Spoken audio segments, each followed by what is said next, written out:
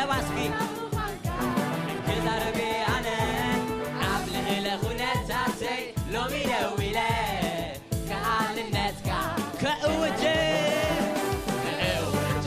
نبويت النتكا كعال النتكا عملاق النتكا نقويتا مخانكا كأوجي نقويت النتكا كأوجي عملاق النتكا قويتا مخانكا نقويت النتكا تعباي زلو خبري عبوشتي زلو خبري تعباي زلو خبري هاليلويا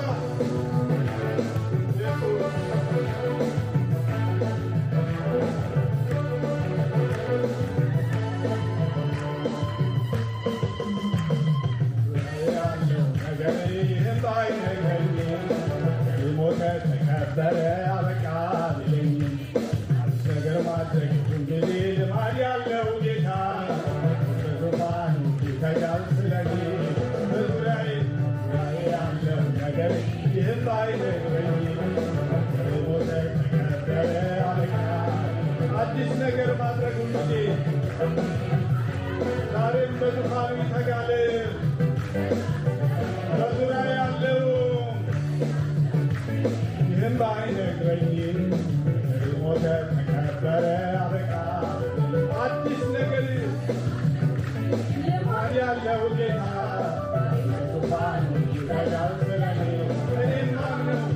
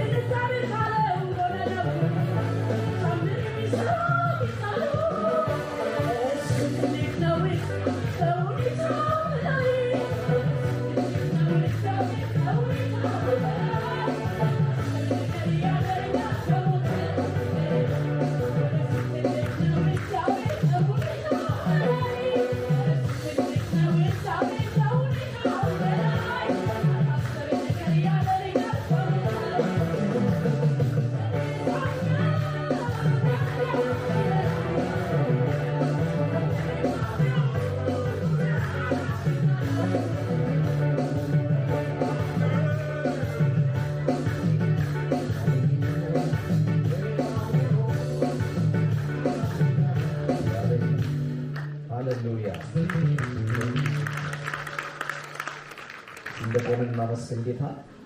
ክብር ለሱ ይሁን። ሃሌሉያ ቴንክ ዩ ፋዘር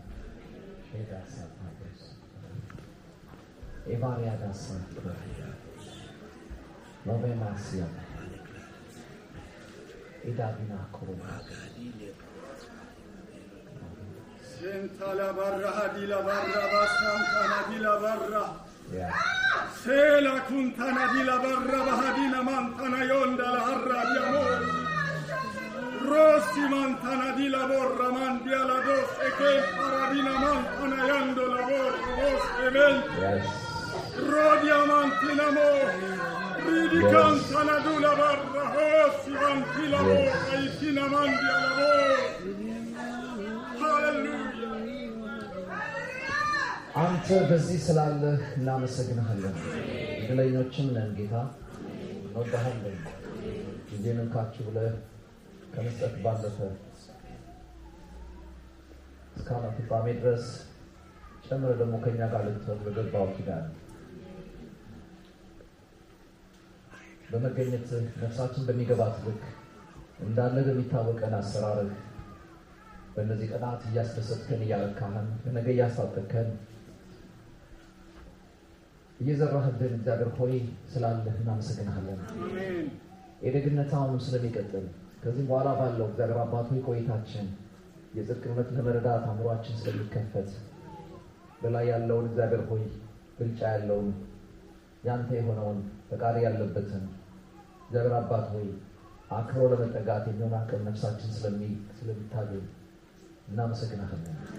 አሁን ጸልያለሁ ጌታ ለገበያ በተሰበከ ስብከት ለሊዲያ ልቧ እንደከፈትክላት አላፋት ቢሰሙትም እግዚአብሔር አባት ሆይ ንቀው ያለፉት እውነት አድማት እንዲያልፍ እድል ስለሰጠሃት እንደዛች ሴት እግዚአብሔር አባት ሆይ ዛሬ የምትናገረን እውነት በነፍሳችን ላይ ይጣበቅ እስኪለውጠን ድረስ እግዚአብሔር አባት ሆይ የህይወታችን መርህ እስኪሆን ድረስ የሚጣበቅብን እውነት ካንተ ዘንድ እንዲያገኘን ጸልያለሁ። እግዚአብሔር አንድ የተናገረ እኔም ሰማሁ እንዳለ ዳዊት በክርስቶስ ኢየሱስ ስምና ስልጣን ነፍሴ ሰማሁት ገባኝ አስተዋልኩት እስክትል ድረስ ቃልህ እግዚአብሔር አባት ሆይ እንዲገናኘን ደግመህ እንድትለቅልን እጸልያለሁ። መንፈስ ቅዱስ ሆይ የምትለው ሁሉ ይግባል። አእምሯችንን ክፈተው። ከክርስቶስ የሆነው የዕለቱ ሐሳብ በዚህ ይታወቅ። እኔም ስናገር ህዝብም ሲሰማ ሳለ በመንፈስ ቁጥር ስር እንድንሆን እግዚአብሔር አባት ሆይ ከምኞት ከፈቃዳችን አምልጠን ለፈቃድህ መገኘት እንዲሆንልን እንደዚህ እንዲሆን ቆይታችን በኢየሱስ ስም እጸልያለሁ። ክብር ለአንተ ይሁን። እንወድሃለን።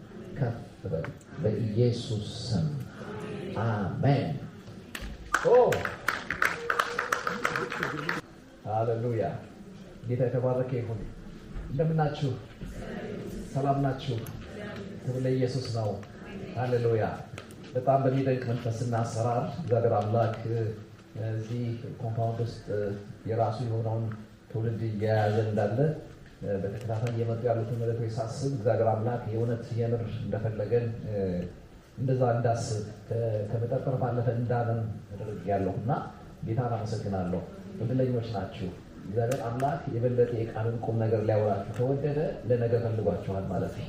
አንዳንድ ዘመን አለ አይደል? እግዚአብሔር ያይና ይህን ትውልድ ልራመደው ይላል። ለምሳሌ በሙሴ እጅ ላይ አንድ ዘመን የሆነ ትውልድ ተበላሽቶበት ነበርና በቃ ገና ጀምሬ ሳልጨርሰው 10 ጊዜ የሚረብሽ ትውልድ ከሆነ ልራመደው በቃ ልተወውና ካንተ ልጀምር እንደ አብርሃም ሲለው ሙሴ ደነገጠ። አይደለም እግዚአብሔር ሆይ እባክህ እንደገና ማረው፣ ምክንያቱም አወጣ እንጂ ማግባት አቃተው እንዳይሉ አንተ ደግ አይደለም ብሎ በሙሴ መልጃ ተረፈና ይሄ ትውልድ እግዚአብሔር ንቆ የሚያልፈው ሳይሆን ለነገ ያነቃው ያለ ትውልድ ስለሆነ በዛ ልክ እንድትረዱት ፈልጋለሁ። እኔ እርግጠኛ ነኝ ከዚህ ኮንፈረንስ በኋላ በነፍሳችሁ ላይ የሚከተላችሁ ነገር እስከ መኝታ ቤት የማይፋታ የመንፈስ ቅዱስ መጣበቅ ይሆናል።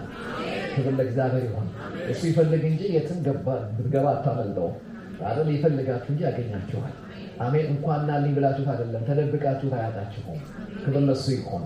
ጌታ በዚህ አለ ብሎ ክብር ለጌታ ይሁን። እና እንግዲህ እንደዚህ አይነት ጉባኤ ሲገኝ ያው ኮንፈረንስ ሲሆን በአብዛኛው የከረመ መንፈሳችንን በከረፍ በሆነ የእግዚአብሔር አሰራር ማነቃቃት ላይ ትንሽ በማጋደል ብዙ ኮንፈረንሶች መክነዋል እና አሁን ግን ስመለከት እግዚአብሔር ይሄ ከማነቃቃት ባለፈ የሆነ በቅጠል ከማንደድ ይልቅ ከሰል ጥዶ ማብሰል የፈለገ ይመስለኛል። እና በጣም ጠንቀር ያለ ሀሳብ ነው ሲመጣ የነበረው። በተለይ ጠዋት የነበረውን ሀሳብ ታውቃላችሁ። በቃ ተመለሱ የት ስትሉት ሌላ ሰፈር ሳይሆን ጠዋት ያገኘዋችሁ ቦታ በልጅነታችሁ ወራት እዛ የተግባባ ነው አለ። ትንሽ ሲዘመር ብዙ የምትነኩበት የለም። ትንሽ ሲሰበት ብዙ የምትረዱበት በተክ ብላችሁ ምንድነው እንባ ላይናችሁ ቅርብ የሆነበት ታሪክ ያው እኔ ቀላል እንዳልመስላችሁ አሁን የፈታሁት ቸርች ውስጥ ነው እና የጠዋቱንም አውቀዋለሁ። እድለኛ ነኝ። ክብር ለእግዚአብሔር ይሁን። እና ቸርቻችን ማስታወቂያ ነበር የሚነገረው እባካችሁ ሶፍት ተጠቀሙ ይባላል። ሰው ተንበርክኮ እያለ እና በትንሽ ነገር ሰው ለማልቀስ ቅርብ ነበር። አሁን ግን ሰው ዘሎ ያልበዋል እንጂ ያገቷቸዋል ተነክቶ ማልቀስ አልቻለም። እና እግዚአብሔር የእውነት እንደ ጠዋቱ ይነካናል። ያ ሴንሲቲቭ የሆነ መንፈስ ይምጣልን። አሜን። እንግዲህ ልክ በቃ እኔ ብዙ እንደነቅ ነበረ በህይወቴ ልክ ሰዓት ሙልቼ የተኛው እስኪመስለኝ ድረስ በተመሳሳይ ሰዓት እግዚአብሔር ደቂቃ ሳያሳልፍ ነፍሴን ያነቃት ነበር እና በከክ ብለን ትልቅ ነገር ያወራን ነበር። ትንሽ ሀገር ላይ ዓለምን ይነገር ነበር። ክብር ለእግዚአብሔር ይሁን። ሃሌሉያ። እና መንፈስ ቅዱስ ሲመጣ በነፍሳችሁ ማይረሳ ትዝታ ጥሎባችሁ ነው የሚሄደው። ያው ምናልባት አንዳንዶቻችሁ የተለያዩ ሚዲያዎች ኢንተርቪው አድርገውኝ ትንሽ ቆንጠር አድርጌ ታሪኬን ተናግሬያለሁ እና የ9-10 ዓመት ልጅ እያለሁ ነበር የሚመጡ አገልጋዮች ሁሉ ያው ህፃን ልጅ ትንቢት ስለማይረዳ ለእናቴ ይነገር ነበር። የዚህ ልጅ እናት ተነሽ እየተባለ ስለኔ ለእናቴ ይወራ ነበር እና እኔ አይገባኝም እና ይናገር ነበር። በቃ የኔ ነው ጠቀመበታለሁ ያገለግለኛል ይል ነበር እና መጨረሻ ላይ ይሄ ነገር ሲደጋገም የቤተክርስቲያናችን ካህን ቄስ አየና እኔ በጣም ችግረኛ ልጅ ስለነበርኩ ከልጆቹ ጋር ወስዶ አሳደገኝ። ምክንያቱም በፊቱ ተደጋጋሚ መልእክት ሲመጣ በደንብ አሳደገኝ እና እንደ ህፃን ቆርኪ ተጫውቼ አላውቅም። ጨዋታን ከማውቀው ቸርች ኮምፓውንድ ውስጥ ነው እና ማትሪክ ከወሰድን በኋላ እኔ ውጤት ጠብቄ ሌላ ፕሮፌሽን ስገባለሁ ብዬ ነበር የማስበው። ውጤት እስኪመጣ ድረስ ባለችው ክረምት ውስጥ ከአንድ ወዳጄ ጋር የ7 ቀን ጾም ጸሎት ገባን እና 6ኛው ቀን ላይ ታሪክ ነው የተለወጠው። ሊትራል በሚታይ መንገድ ነበር ጌታ የተገለጠው። አሁን ያላወራችሁ አይደለም። አንድ ነገር ግን አስተዋወቀኝ። የመሞትበት ቀን ብቻ ሲቀር የሚሆነውን ሁሉ አወራኝ። ክብር ለጌታ ይሁን። ክብር ለእግዚአብሔር ይሁን። ከዛን ጊዜ ጀምሮ እግዚአብሔር ያኔ በጠዋቱ የተናገረኝ እስካሁን ድረስ አለ። የትም ቦታ ቆምልሃለሁ አለ። ክብር ለእግዚአብሔር ይሁን። እና ጌታ አንድ ያገኛችሁ እንጂ የትም አይለቃችሁም። በካጣችሁ እንኳን ይቀጥራችኋል። የት እንገናኝ ስትሉት እንትን ካፌ አይላችሁም። ያ የጠዋቱ ቦታ አሜን ናችሁ። ገና በትር ብቻ ይዘህ ስትወጣ ቃል የገባው ለዛ ቦታ ላይ እንገናኝ ነው የሚላችሁ። አያችሁ በበትር ይዘህ ከእግዚአብሔር ጋር ፊት መፈራረም ቀላል ነው። ከባድ የሚሆነው የሁለት ክፍል ሰራዊት ባለቤት ሆነ ከአንተ ወደ አንተ ከመጣ በኋላ እንደ ልጅነት ወራት በእግዚአብሔር ፊት ታማኝ ለመሆን ሀብት ይፈትንሃልና ከነሙላቱ እዛው በትር የነበረበት ቦታ ላይ እንገናኛለን። ክብር ለእግዚአብሔር ይሁን። እርሱት የዛሬ 10 ዓመት እንደነበራችሁ አስታውሱ። የዛሬ 20 ዓመት አንዳንዶቻችሁ የት እንደነበራችሁ አስቡት። አንዳንዶቻችሁ ካለቀለት ሞት ነው በምህረቱ ተርፋችሁ የመጣችሁት። አሁን ያላችሁበት በረከት ባራኪውን ተቀማችሁ ምንኛ ምስኪን ናችሁ። የአባቴ ልጆች እግዚአብሔር ላይ አይታደግም። አሁንም ይናፍቃችኋል። ምንም እንድታበቅሉ ለእናታችሁ ልጅ እንደሆናችሁ ሁሉ አሜን ናችሁ። ምንም ይውልሳጠሳችሁ ለእግዚአብሔር እናንተ ምርጥ ልጆች ናችሁ። ዛሬም ትፈለጋላችሁ። በዛ ቅንነት፣ በዛ መነቃቃት፣ በዛ መነካት እግዚአብሔር ይፈልጋችኋል። ስለዚህ ተመለስ እንገናኝ ብሏል። ጠዋት እንገናኛለን። ይህ በቃ ፈልጎናል ጌታ። ሳጠገብ ያለውን ፈልጎሃል ጌታ ብሎ በሰማይ ተፈልገሃል። የትም ክብር ነው። ክብር ለሱ ይሁን። ሃሌሉያ። ጌታ ይባረክ። ትናንት የገላትያ ቤተክርስቲያን የነበረችበትን ታሪክ መነሻ በማድረግ የማይነካ አይነኬና አይለወጥ የሆነውን የወንጌልን እውነት መቀበል ብቻ ሳይሆን ጠብቆ ማቆየት የሚባለው ሀሳብ የአማኝነት ዓለም ኃላፊነት እንደሆነ ወንጌል ሰምታችሁ የምትቀበሉት ብቻ ሳይሆን የምትጠብቁት እውነት ነው። ጤናማ እውነት ከሰማችሁ በኋላ በሌላ ውሸት እንዳይቀየር ከእውነት ጋር ለመቆየት ወንጌል የሚጠበቅ ፓርት እንዳለው እንድናስብ የሚያደርገንን በጣም መሰረታዊ ነገሮችን አይተናል። አጠባበቁ እንግዲህ ከጤናማ ቦታ ልንሰማ ይገባል። ቀጥሎ ደግሞ በመረዳትና በእውቀት በማድረግ ይህን ወንጌል ተጣብቀን ልንቀጥል እንደሚገባን በገላትያ ቤተክርስቲያን ውስጥ ወንጌልን ከሚለውጡ የጽድቅን እውነት ከሚያጣምሙ ትምህርቶችና ልምምዶች እንዴት መጠበቅ እንዳለብን በጣም በሚያነቃ ሁኔታ የገላትያ መጽሐፍ አዘጋጅቶናል። የገላትያ መጽሐፍ ሲጨርሱ ቀጥሎ የምታገኙት ኤፌሶን መጽሐፍ ነው። ዛሬ ጌታ ይረዳናል በወፍ በረር አሜን። እንግዲህ እኔ በጣም እንደው ደግ ስሆን መጽሐፍ ነው የምጥረው አሜን። ክብር ለጌታ ይሁን እና ደጎኛለሁ ማለት ነው አሜን። የሶስተኛ መጽሐፋችን ነው ሰርቬይ ነው የምናደርገው። በኤፌሶን ውስጥ ትንሽ ወጣ ገባ ብለን በኤፌሶን ውስጥ ደግሞ የተቀመጠውን መልእክት እንገናኘዋለን። ክብር ለጌታ ይሁን አሜን ሃሌሉያ። የኤፌሶን መጽሐፍ ያው በጳውሎስ እጅ ከተጻፉት መጽሐፎች መካከል በጣም የሚደንቅ መጽሐፍ ነው። እንግዲህ ያው ፓስተር ያግዙናል የመጽሐፍ ቅዱስ ተመራማሪዎችና በጣም ጠጋ ብለው መጽሐፉን የመረመሩ ሰዎች የጳውሎስ የመልእክቶች ሁሉ ንግስት ናት ብለው ነው የሚያስቡት። ይህ መጽሐፍ ምንድነው ብዙ ሐሳብ በብዙ ቃላት በብዙ ሐሳብ ብዙ ደብዳቤዎችን ጽፏል። 12 13 የሚገመቱ መጽሐፎችን ጳውሎስ ጽፏል። በነዛ ሁሉ የጻፈው ሐሳብ ሰብሰብ ተደርጎ ጨመቅ ተደርጎ ግን ኤፌሶን ላይ ተቀምጧል እና የኤፌሶን መጽሐፍ በጣም የሚደንቅ ነው። 6 ምዕራፎች አሉ። ዝም ብላችሁ እጃችሁን ወደ እያንዳንዱ ምዕራፍ ብትከቱ ቁም ነገር ዘግናችሁ ነው የምትመለሱ። የሚደንቅ መጽሐፍ ነው። ባጠናሁት ቁጥር በጣም ፍቅር ያሳዘኝ መጽሐፍ ይሄ ነው። ክብር ለጌታ ይሁን አሜን በለው። እኔ ደግሞ በጣም ሳካብደው መጽሐፉን እንደው አያርገውና ከ66 መጽሐፍ 65ቱ ቢጠፉና እንደው ትረፍ ብሎት ማለት ነው ኤፌሶን ቢተርፍ በእግዚአብሔር ተጀምሮ ያለቀውን እውነት አታጡትም እላለሁ። ክብር ለጌታ ይሁን። ምንድነው እግዚአብሔር በክርስቶስ ወደ እኔ ሰፈር የተናገረው? በልጁ እኔ ሰፈር መጥቶ የሰራው ስራ ምንድነው? በሰራው ስራ ደግሞ ምንድነው ያደረገኝ? ፋይናሊስ ምንድነው ያቀደልኝ? የሚባሉትን ትልልቅ ቁም ነገሮች ሰብሰብ አድርጎ በትንሽ ምዕራፎች ውስጥ ትልልቅ ሰማያዊ እውነቶችን ያጠራቅሞ የተናገረ መጽሐፍ ነው። ኤፌሶን እንግዲህ በወቅቱ ከነበሩት በሮም ኤምፓየር ከነበሩት ከተሞች መካከል እንግዲህ በዚህ ምርምር ፓስተር ፊት ማውራት በጣም ከባድ ነው እና ሶስተኛው አራተኛ ታዋቂ ከተማ ናት እንግዲህ ከሮም ቀጥሎ ባሉት ከተሞች ላይ። በዛን ዘመን የሰማዕታት መንገድ የሚሏት ነበር። የሞት ፍርድ ተፈርዶባቸው ወደ ሮም የሚጓዙ የወንጌል እስረኞች ተገዶ የሚያልፉባት ከተማ ስለሆነች የመጻተኛ መንገድ ይሏታል እቺን ከተማና የራሷ የሆነ ንጥረት ዓለም የላትም። ወደብ ከተማ ስለሆነች ብዙ አይነት ሐሳብ ይፈስባታልና ለምንድነው ሐዋርያ ጳውሎስ ከመጽሐፍቶቹ ሁሉ በጣም ለየት ባለ አጻጻፊ መጽሐፍ የጻፈው የሚለው ነገር ሳስብ ደነቃለሁ። ለምሳሌ እንደምናችሁ ደህና ናችሁ ብሎ ወደ ገደለው ነው የሚገባው። ወደ ሰማይ ቁም ነገር ነው የሚገባው። እንደ ገላትያ ቆጣ ያደርገው ምንድነው ወዴት ናችሁ ምንድነው መቀስቀስ እያለ አይጨቃጨቅም። ኤፌሶን መጽሐፍ ላይ የጌታ ጸጋ ይብዛላችሁ ካለ በኋላ ኢን ክራይስት ብሎ ወደ ሐሳብ ይገባል። ወደ ሰማይ ትኩረት ይገባል። የሰማይ ትኩረት ማለት ክርስቶስ ነው። ክብር ለጌታ ይሁን። ስለዚህ በክርስቶስ ላለው ነገር አንባቢውን በጠዋቱ ይነካዋል። እንደምን ደህና ነህ ተብሎ ክርስቶስ ነው ተባለው ጣጣ የሌለበት መጽሐፍ የተበጠረ ይላል የሀገሬ ሰው ቡና ነጋዴ ተከሸነ የታጠበ ወደ እናንተ ሲላክ ማለት ነው።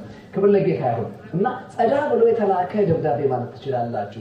ቀጥሎ በ6ቱ ምዕራፎች ላይ በጣም በዓላማ የተደራጁ ትልልቅ ቁም ነገሮችን በአማኝነት ዓለም ልናውቃቸው የሚገባ ልናጣቸው የማይገቡ ቁም ነገሮችን አስቀምጧል። ሲያስቀምጣቸው በዘፈቀደ አይደለም።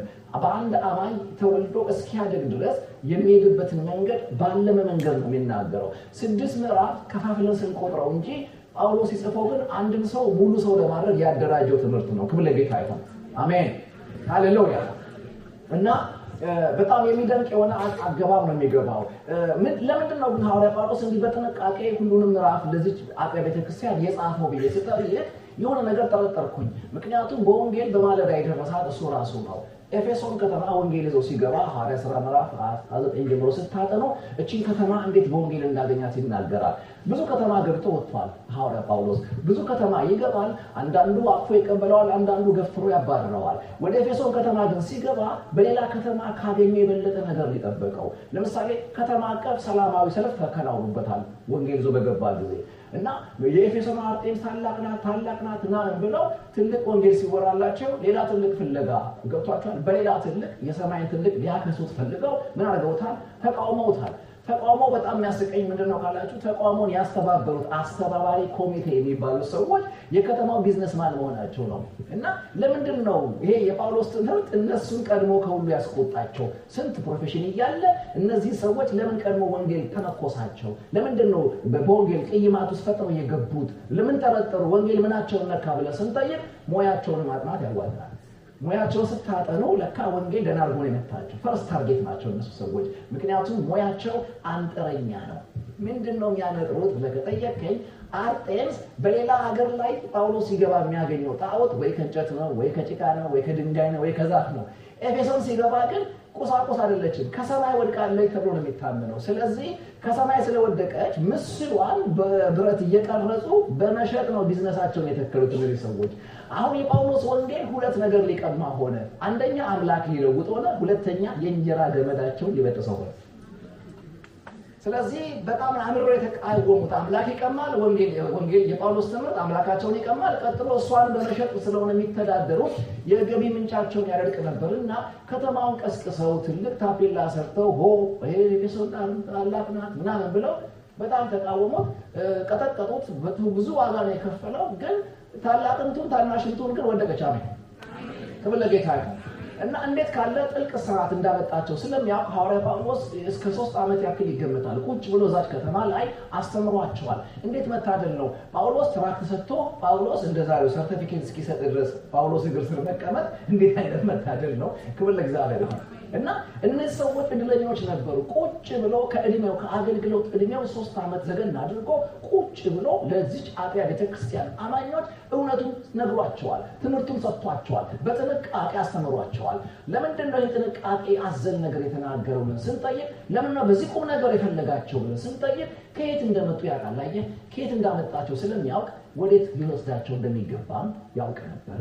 አንዳንዴ ይሄ ትውልድ ከየት እንደመጣ፣ ከምን እርግማን ተርፎ እንደመጣ፣ ከምን አይነት እስራት ተፈቶ እንደመጣ ምዕመኑ ቢገባን ማየት ሲደርሰን ፑልፒት ጀርባ ቆመን አንቀልድበትም ነበር፣ አናሾትም ነበር። ብዙ መድረኮች ቀላጅ ሆነዋል፣ እናንተን ለማዝናናት ተጠልፈዋል። ወዳጆቼ የከበረን እውነት በማይመጥነው ቋንቋ ከመገናኘት ስንፍና እግዚአብሔር ይጠብቃችሁ። ይሄ ለአገልጋይ ነው ማውራው። ክብር ለእግዚአብሔር ይሁን። በጣም የሚደንቅ ነገር ነው። ይሄ ሰው እንግዲህ ያው ነፃ ሲወጣ ቁጭ ብሎ ያስተምራል። ወስደው ሲያስሩት ደግሞ አልፎ ቁጭ አላለም። እሱ በስርዓት ግቢ ተቀምጦ በነፃው ዓለም ላለችው አጥቢያ ቤተክርስቲያን ቀለም ነክሮ ይጽፋል። እንዳሁኑ ላፕቶፕ ገልጦ እንዳይመስል ነካ ያደረገው ኪ እየደበደበ አይደለም፣ ቀለም ፈጥሮ እየጠቀሰ ነው። አንዳንዴ ደግሞ በጣም መሰረታዊ እስረኛ ደግሞ ከሆኑ እስር ቤት ብቻ ያስገብተው አይተዋቸውም፣ አንድ እጃቸውን ያስሯቸዋል። የታሰረው ሲያዝ በተፈታው በኩል እየጻፈ አሜን። የሚደንቅ ሰው ነውና እሱ ታስሮ በነፃው ዓለም ላይ ያሉት ቅዱሳን ጉዳይ ይጨንቀዋል። እንዴት ሆኖ ይሆን በኤፌሶን ለወንጌል የተለዩት ሰዎች እንዴት ለመኖር ያለባቸው የሚለው ነገር በጣም ያሳስበው ነበር። ስለዚህ በጥንቃቄ ነበር የሚጽፍላቸው። እኔ ገርመኛል፣ ከነፃው ዓለም ወደ እስር ቤት እስረኛ ይጠየቃል፣ እሱ ግን ከእስር ቤት ለነፃው ዓለም ይጠይቃል። የነፃው ዓለም ጉዳይ ይጨንቀው ነበረ። በነፃነት ዓለም ላይ ባይታሰሩ የተጀመሩለት የወንጌል እውነት እንዴት እነሱ ጋር ቀጥሏል? ወንጌል ታስተውለውታል። በምን አይነት እውነት ተጠብቀው መቀጠል አለባቸው የሚለው ነገር የሚያሳስበው ታማኝ ሐዋርያ ነው። እንደዚህ አይነት ልብ ባላቸው ሰዎች እግዚአብሔር ያበሻው ዓለም ቤተክርስቲያን ይባርክልን። አሜን። ማለት በመወለዳችን ብቻ የሚረኩ ሳይሆን ከመወለድ ማግስት ማደጋችን የሚያሳስባቸው ሰዎችና እረኞች እግዚአብሔር ያብዛልን። ከዓለም መጥቶ ቸርች ወንበር ላይ የተረሳ ጴንጤ ከመሆን እግዚአብሔር ይጠብቀን። የተወለድከው ለማደግ ነው። በለው አጠገብ ያለው የተወለድከው ለማደግ ነው። አሜን ናቸው እንጂ ዘፈን አቋርጦ መዝሙር ለመጀመር አይደለም። ከዛ ያለፈ ነው። ተጀምረሃል። የሚያልቅ ፓርት አለ፣ የሚቀጥል ፓርት አለ። አሜን አትለኝም ወይ? ክብር ለእግዚአብሔር ይሁን። ሃሌሉያ። ሲያጠገባችሁ ያለውን ማደግን እንዳትረሳ ነው። አሜን። በቃ እስከ መቼ ይደርስ ስትሉ በኋላ ሳያችኋለሁ። የማይደረስበት ቦታ ነው ሄዶ ያሰመረው ጳውሎስ። የሚገርም ሰባኪ ነው። ክብር ለጌታ ይሁን። ይደንቀኛል ጳውሎስ እና እንዲሁ ዝም ብዬ ይሄ ታሪካዊ ዳራ የሚባለው ነገር እንዳጥሚት ይላውራችሁ ብዬ ነው የኤፌሶንን አካባቢ። ይሄን ያህል እንግዲህ ኤፌሶንን ካየ ምንድነው በስድስቱ ምዕራፎች ያስቀመጠው የሚለው ነገር ጥቂት ሰርቬይ እናደርግና ቁም ነገሬን ማስቀመጠው ምዕራፍ 1 ከቁጥር 17 እስከ 18 ያለችው ብቻ ይሆናል። ክብር ለጌታ ይሁን። 6 ደርሰን እንደገና እንመለሳለን ማለት ነው። አይዟችሁ፣ አሳጥረዋለሁ መንገዱን፣ በስፒድ እንሄዳለን። ክብር ለጌታ ይሁን። ከኔ ጋር ናችሁ? መቀጠል እችላለሁ? እሺ፣ ክብር ለጌታ ይሁን። ምዕራፍ 1 ላይ ሐዋርያ ጳውሎስ ምንድነው የሚናገረው የሚለውን ሐሳብ ዝም ብላችሁ ምዕራፉን እንዲገባ ብላችሁ ስትገልጡት የሚደንቅ ነገር ነው የምትገናኙት። እኔ በኔ ደረጃ ባጠናው ጥናት እግዚአብሔር በክርስቶስ ምን አደረገልኝ፣ ክርስቶስ ለምን የሚል ጥያቄ ላለበት ሰው ሆድ የሚሞላ መልስ የያዙ በጥቂት ቁጥሮች ውስጥ ብዙ ክርስቶስን ለአንባቢው ያስጠጉ ምዕራፎች ቢኖሩ ዮሐንስ ወንጌል ምዕራፍ 1 እና ኤፌሶን ምዕራፍ 1 ናቸው። በጣም ይደንቀኛል።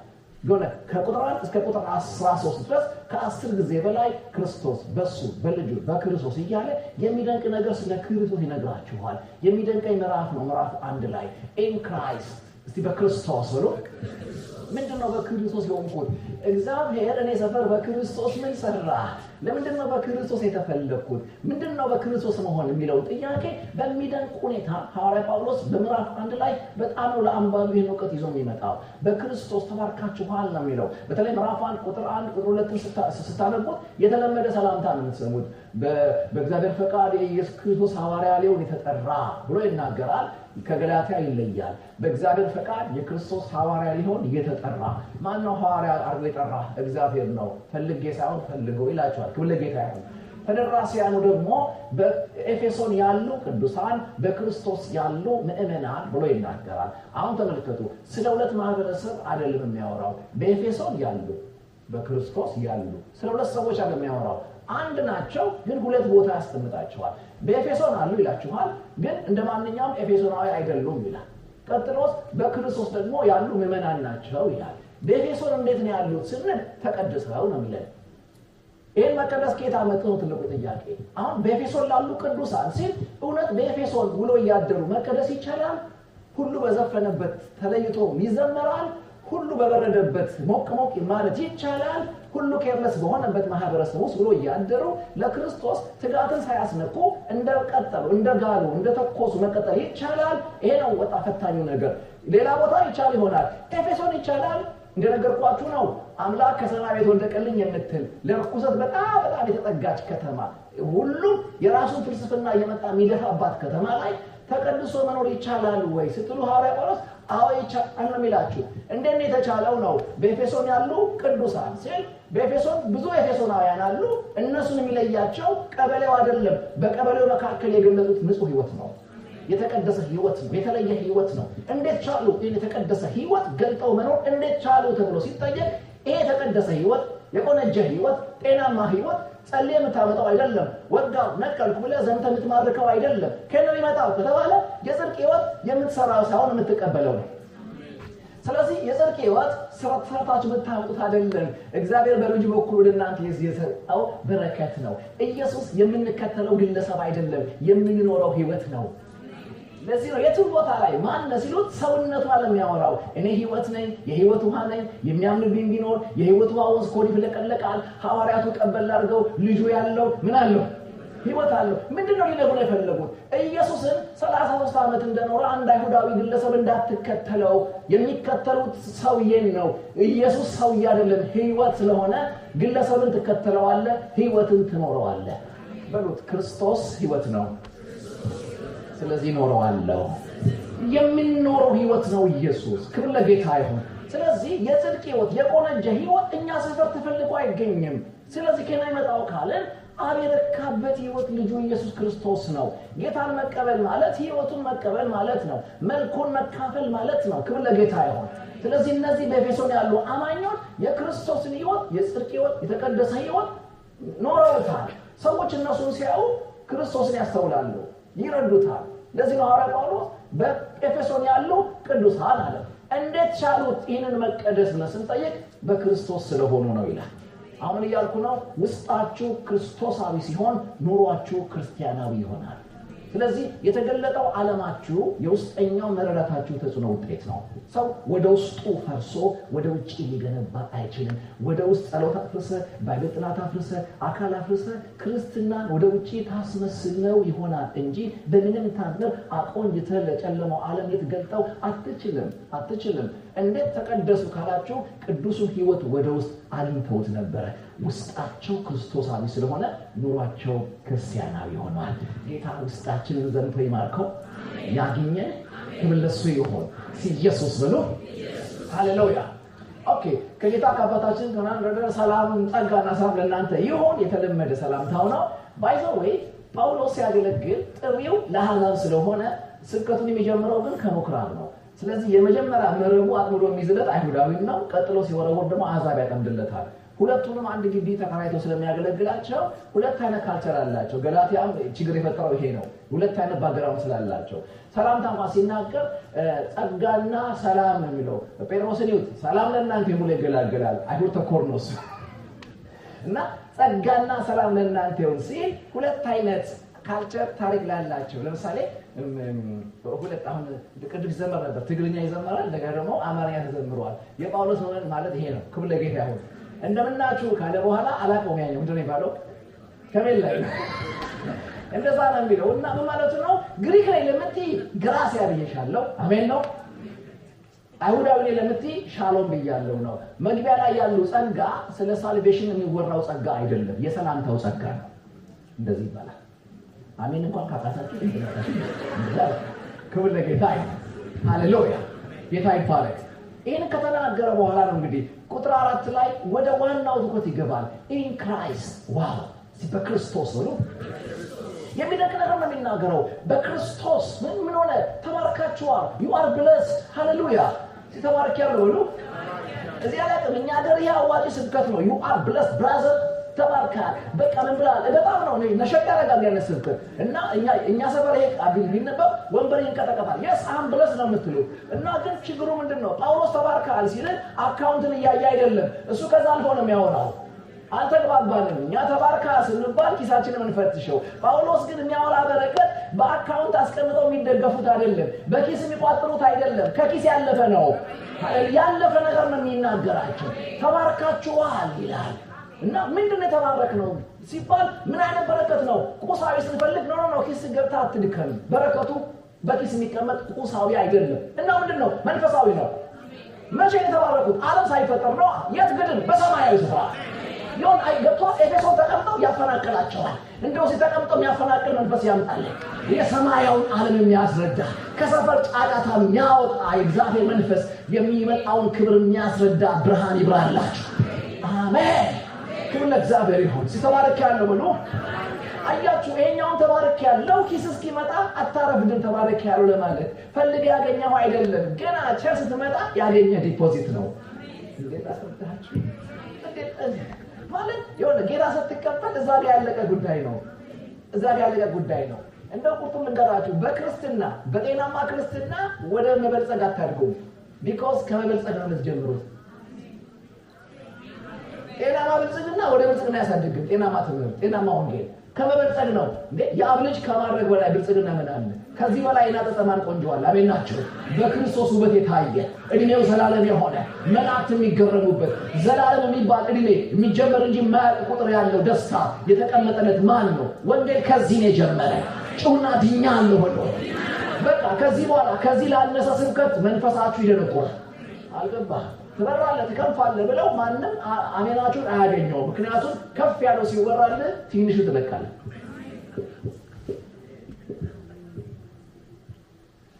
ጌታ ከረዳ እንግዲህ እኔና ፓስተር አላማችን ይሄ ነው ከዚህ በታች እንዳትሰኑ ማደንቆር አሜን ሌላ የለህም እንድትሉ አሜን ናቸው ያም እንድትሉ ክብር ለጌታ እሱን አውራኝ ቀና ብላ አስደስተኝ ዘላለሜን አጫውተኝ ግን ሰፈር ለሰፈር አታድክመኝ ሃሌሉያ ይሄ ጎደለ ገሞላ ያክና ላይ ናጣዙረው ክብር ለእግዚአብሔር ይሁን ሃሌሉያ ይሄ በጣም ወሳኝ ነገር ነው ስለዚህ የጀመራቸው ነው ከሰላምታ ቀጥሎ ብለሲንጋቸው ነገራቸው ተባርካችሁ አለ አሜን ነው እነሱ ቅርብ ናቸው ይግባባሉ አባታቸው አስተማራቸው ስለሆነ ይግባባሉ ተባርካችሁ አሜን የት በሰማይ ስፍራ መቼ ዓለም ሳይፈጠር በምን አይነት በረከት በመንፈሳዊ በረከት ሁሉ አንዳንድ ኮሜንተሮች የጸጋ ስጦታ ሁሉ ይከታሉ መንፈሳዊ በረከት ሁሉ የሚለው ክብር ለጌታ ይሁን በእውቀት ማታገኘውን ለፍተህ ባገኘው ማትገዛውን በረከት ሁሉ ክብር ለጌታ ይሁን ታገኘዋለህ በማን በክርስቶስ በኩል ክብር ለሱ ይሁን የሚገርመኝ ይሄ ክፍል አየውና እንደው ጳውሎስ እኛ ቸርች ብጋብዘው በያሰብኩ እኛ ቸርች ብጋብዘውና የለቱ ሰባኪ ቢሆን እቺን ክፍል ይሰብካል you are blessed ቢል የኔ መመናን yes አሜን ነው የሚሉት ምክንያቱም የሚጠብቁት ምንድነው ተነዳለህ ታገባለህ ትበላለህ በጨጓራ ልክ የተሰፋ የወረደ እሱ ነው ያስናወራቸው የነበረው አያውቁም ያኛው ገብታችኋል እሱ ነው የሚጠብቁበት እሺ እኔ ደግሞ ጳውሎስ አያርገውና እንደው ቢጋብዘኝ እሱ ቸርች የለቱ ሰባኪ እንደናንተ ተጠርቼ እኔ በሆን ጳውሎስ ፑልፒት ጀርባ ቆሜ ተባርካቸዋል ምለው እኔ መኪና ቤት ያያየው ከሆነ ትባረካለህ ትነዳለህ ታገቢያለሽ ትወልጃለሽ ብላ የጳውሎስ መመን ወደ ጓደኛዋ ዞር ብላ ይሄ ልጅ ማን ያዘራው ምንድነው የሚለኝ ወንጌል አልገባውም መሪዎች ምን ነካቸው ትበያለሽ ይለኛል ስለ ወንጌል እንጀራ የተውኩት ሰው ትነዳለህ ይለኛል። ስለ ወንጌል መኪና የተቀማሁት ነው። ከአማራ ቤቴ ወንጌል ቦትቶ ዋሻ ለዋሻ ሲወስደኝ እሺ ያልኩትን ሰውዬ ስለ ወንጌል የተወኩትን በወንጌል ያስፈልገኛል። የወረደ መንፈስ ከተማችሁ አይግባ በኢየሱስ ስም። ወርደው ከሚያወርዱ ትምህርቶች እግዚአብሔር ይጠብቃችሁ። ሃሌሉያ። ስለ ወንጌል የተወኩት እኮ ነው። ከቤ ምን ነካ ነው የምትልህ እንደ ቀስፍቄ ስለ ስርዓት ያዙኝ ምን ነካው ምን ነው ተበላለ ትለኛለህ። እኔ እኮ እርሻ ላይ የተወኩት ስለምን ስለ ወንጌል እኛ ምናውቀው በቃ አምጣ ዋጣው ቢለው ወንጌል ነው። ይሄን የነሱ ደግሞ ያገኛቸው ወንጌል እንካ የሚባል ወንጌል ነው። አይደለም ኪሴን ህይወቴን እንካ የሚባል ወንጌል ነው። አይደለም ጊዜያቸውን እድሜያቸውን ጠቅልለው ለወንጌል ለመርቀቅ የፈቀዱ ጀግኖች ማህበር ነው ጳውሎስ የመራው። ክብር ለጌታ ይሁን። ሃሌሉያ። አያችሁ መደናቆር ነበር የሚሆነው። የኔዎቹ ጳውሎስ አይገባቸው የጳውሎስ ምን ያልገባቸው እንዴት ነበር የሚሆነው? እና የጳውሎስ ሰዎች ጉዳያቸው አለ ተባረካ ያስ ነው የሚሏቸው። እስር ቤት ሆነው የሚስቁ ሰዎች ናቸው። ወደ ነደደ ሰዓት እየዘመሩ የሚገቡ ሰዎች ናቸው። እንዴት ሊነግሯቸው ነው? ደነቃለው እግዚአብሔር እንደው ለዚህ ዘመን ትውልድ እንደገና ይድል አንዴ ቢሰጠን እላለሁ። አንዴ ቢደግመን የእውነት ገብቷችኋል? ምንድነው በቃ ስጥት ብሎ ማፍቀር ያልተቆነጠረ ህይወት ለሰማይ የማይሰስቱትን መኖር እግዚአብሔር በቤታችን እንዲያገኝ እድል ይስጠን። አሜን ነው። ክብር ለጌታ ይሁን። እና ይሄንን ነው የሚናገር። ተባርካችኋል ዓለም ሳይፈጠር በፊቱ ቅዱስና ነውር የሌለን በፍቅር እንሆን ዘንድ አስቀድሞ በክርስቶስ ማረገን መረጠን። መቼ? ዓለም ሳይፈጠር። እኔ በጣም ነው የምደነቀው እዚህ ጋር ማለት የመሰለ እኛ ሀገር ማረግ ብዙ ነው። እኛ ሀገር እዚህ ያልደረሰን በተለይ ቸርች ውስጥ ማረግ ብዙ ነው። ሁሉንም ትሆናለህ በአንድ የተነሳ ሐዋርያ ሥራ ታጠና ሐዋርያም ትባላለህ እና አዝጌር ይረገመው የዛ ቸርች አባል ይሆናል። ሊቀጣ ሲፈልግ ወደዛ ይልካል ማለት ነው።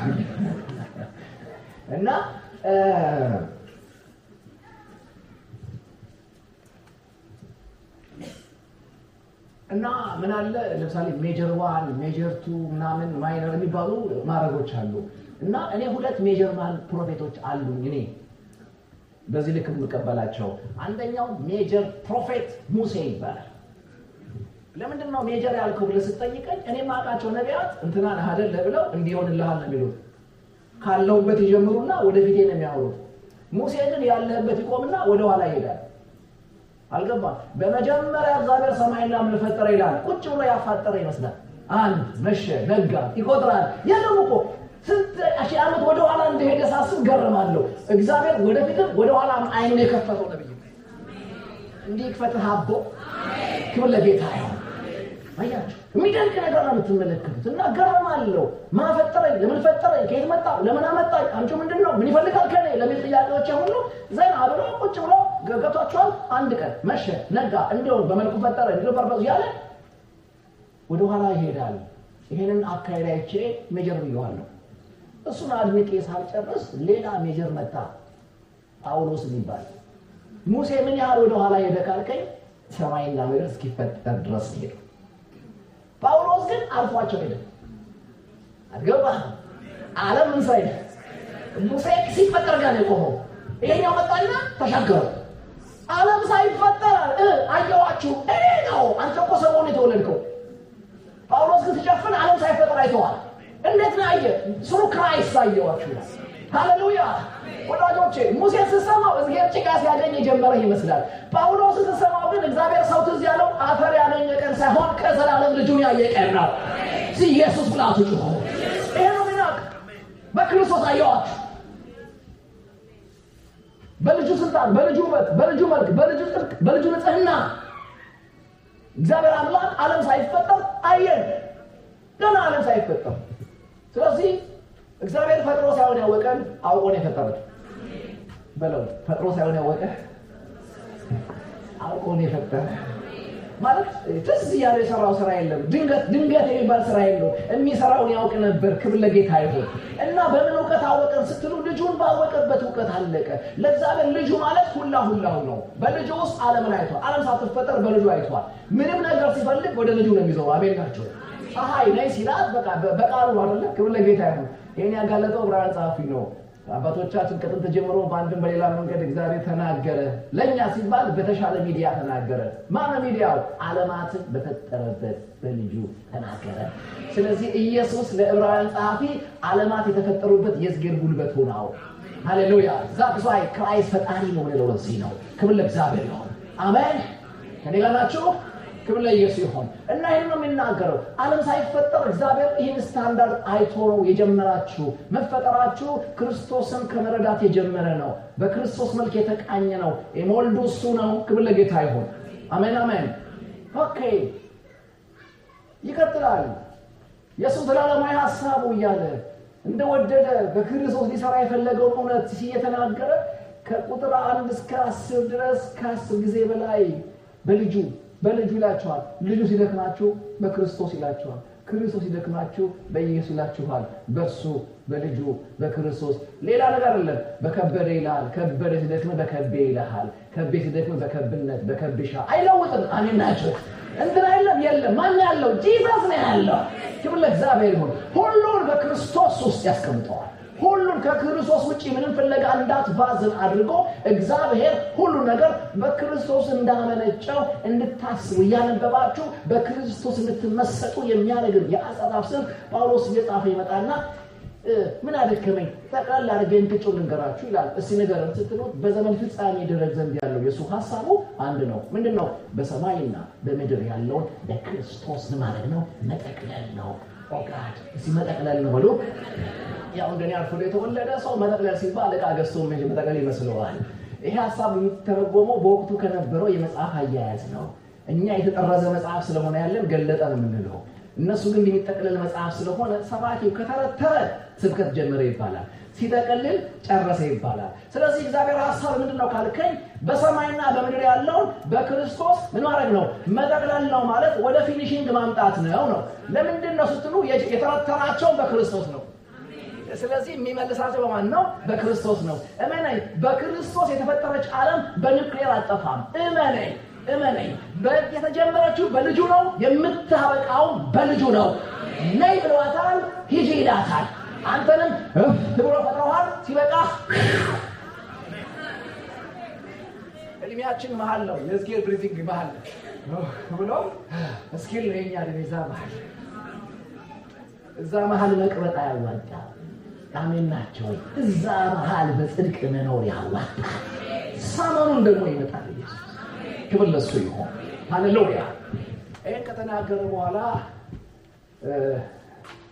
ይሄን አቆሙልኝ ምዕራፍ 2 ጋር ነው ቀጥሎ ያለው ማወራበት ነው ምዕራፍ 2 ላይ ምዕራፋን በክርስቶስ ሞቅ ደመቅ ያደርጋል በቃ ከዛ ዓለም ሳይፈጠር ቆንጆ ነው ቅዱስ ነው ተባርካል መንፈሳዊ ነው ሰማያዊ ነው ምናምን ሲል እያነበብከው ትወፍራለህ እያነበብከው መሬት ትለቃለህ እያነበብከው በቃ ምናምን የቀላል ሰው እንዳልመስል ምን ማለት ትጀምራለህ ይሄን ያቃል ሐዋርያ ጳውሎስ ክርስቶስ ይወራለት ሰው ከፍ ማለት እንደሚጀምር ያውቃል ይሄ ከፍታ ግን በጉልበቴ የመጣ ነው ብሎ እንዳይታበይበት ምዕራፍ 2 ላይ በመርፌ ያተነፍሰዋል ልክ ነው ማለት ስትል አንተ ማለት ምን አናቀም እንዴ ከፍጥረት የምልጅ የቁጣ ልጅ ንገረኝ ካክ ልንገር ንገሩኝ ባይ ይያለ አሜን ነው እንዴት እንደነበር ከወንጌል በፊት አንዳንዴ እኮ እዚህ ገብተን ዋላ ደርስ እንል ነው ከበትከበት ያለው እንጂ እንዴ አበዳም እኮ ነበር የለንም እኮ ነበር ወዳጆቼ ሰው ያረገን እሱ ነው እኛ ጋር አንድ ተቸገርን በቃ ይሁን ይመጣሉ ይጸልይላቸዋል ምናምን አረጋ ያቆማሉ ጁስ ይጀምራሉ ያማንራሉ ከዛ ይቀጣሉ ከዛ ምን ማድረግ ጀመርኩ ይላልዎች ሲመጣ ፎቶ አንሱልኛል ጭምሩን እንዳለ አሜን አመዳም እንደሆነ ገብቷቸዋል አዝም ባጥንቱ አንሳው ቀበጥ ሲል ያስገባ ቢሮ አንተ አመዳም ይሄን ነገር ወድ ያሳየህ ማነው ኢየሱስ ነው ሰው ያረገህ ማነው ኢየሱስ ነው እና በስነ ስርዓት ትኖራለህ ወይስ ፎቶ እናንሳ ክብር ለጌታ ይሁን አሜን ነው ሰው ያጨበጨበልን በቃ በክርስቶስ ነው እንደሆነ እንዴ እውነቴን ነው ማለት ጌታ ባያገኘ ኖሮ በፍጹም አትዝም አላችሁ እኔ መጨረሻ አይደላለች ነኝ ቆሎ እየሸኩኝ ያደርኩኝ ልጅ በምንም ታምር አንተ ጋር ልመጣ አልችልም ደግሞ እንዳትልልኝ አሁን አፍደሃል አሜን ክብር ለጌታ ሃሌሉያ እና ደሳለን ሰው ያረጋል ማለት ነው እሱ ነው ስለዚህ ምዕራፍ 1 ኢን ክራይስት ነው ምዕራፍ 2 ግሬስ ነው ወደዛ ክብር የገባው መዝሙር ጣፍጦ አይደለም አስራት በቃ ነው አስሮ አይደለም ወፍራም አስራት ሽማግሌ ያስገርም ነው እንጂ ጌታን ያስገርመው የሚገርም ነው አይደለም አንድ ቸርች ጌታን ያስገርመዋል በምን በጌታ ሐሳቡ ራሱ ይገረም እንጂ ጌታ ይገረም። አሜን ነው ወይ? በምን መልስ የምታስገርመው አለ? የማይመለስ እኮ ነው የሰጠ ራሱ። ልጅ የሚያክል ነገር ለሰጠ ሰውዬ ሳንቲም በትነ ታስገርመዋለህ እንዴ? በጣም እኮ ነው ደርዝ ያጣለው ያባቴ። በጣም ተፈረደልኝ።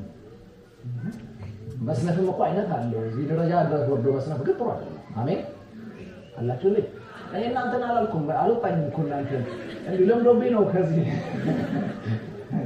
እና ይሄ ነው በጣም የሚገርመኝ ነገር። ምዕራፍ 2 ጋር ስትመጡ ወደዛ ክብር የመጣችሁት በመልካምነታችሁ አይደለም፣ በደግነታችሁ አይደለም። ትልቁን መለኮት ወደ እናንተ የጠራ የጋበዘ ቁንጅና አልነበራችሁም። እና ምን ሆነ? እንደውም ይላል በቃ ሲናገር ከፍጥረታችሁ የልጆች ናችሁ፣ የቁጣ ልጆች ናችሁ። መለኮትን ለርካታ የጠራ ታሪክ አልነበራችሁ። እግዚአብሔር ስለኛ ሲያስብ ቆጣ የሚያደርገው ህይወት ላይ ነበረን። መለኮትን ለፍቅር የሚጋብዝ ምንም ታሪክ አልነበረንም። ከፍጥረታችን የልጆች ነን። አቤት ከመቼ አንተ እኮ የሚመስለው በቃ የሆነ አድገት ማብቀለ ሰድባ መንዘረ እግዚአብሔር ዘጋ ቁጣ የጀመረ ይመስላል። እናት ስትወልድም እግዚአብሔር እየሳቀ አልተቀበለም። ከፍጥረታችን ልጅ ነን፣ የቁጣ ልጅ ነን። በእኔና በእናንተ የኋላ ታሪክ ላይ መለኮትን ያረካ ሲዝን የለም። ታሪክንም ስንትጓል አንድ እንኳን እንደውም ሰማይ ሲጀምረን ያገኘን ታመን አልጋ ላይ አይደለም፣ ሞተን ያገኘን። ስለዚህ ነገር ከልጁ ጋር ህይወት ሊሰጠን ባሰበ ጊዜ ለሞተው መንፈሳችን ምን ሰጠው? ህይወት ሰጠው። ሃሌሉያ። ምዕራፍ 2 ደስ ይለኛል። በቃ ልክ ስለሚናገረኝ እንደዚህ ላይ በበደላችሁና በኃጢአታችሁ ምን ነበራችሁ? ሙታን ነበራችሁ። እስቲ በሉት በበደላችሁና በኃጢአታችሁ ሙታን ነበራችሁ።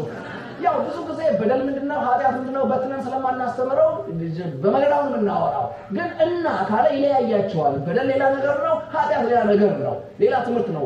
ሌላ ትማሩታላችሁ፣ በቸርቻ ተስተምሯችኋል። ግን ገሏችኋል። ሰማይ ሲያገኛችሁ በበደልና በኃጢአት ኦሪጂናል ሲን አክቹዋል ሲን ምን አድርጓል? ገሎሃል።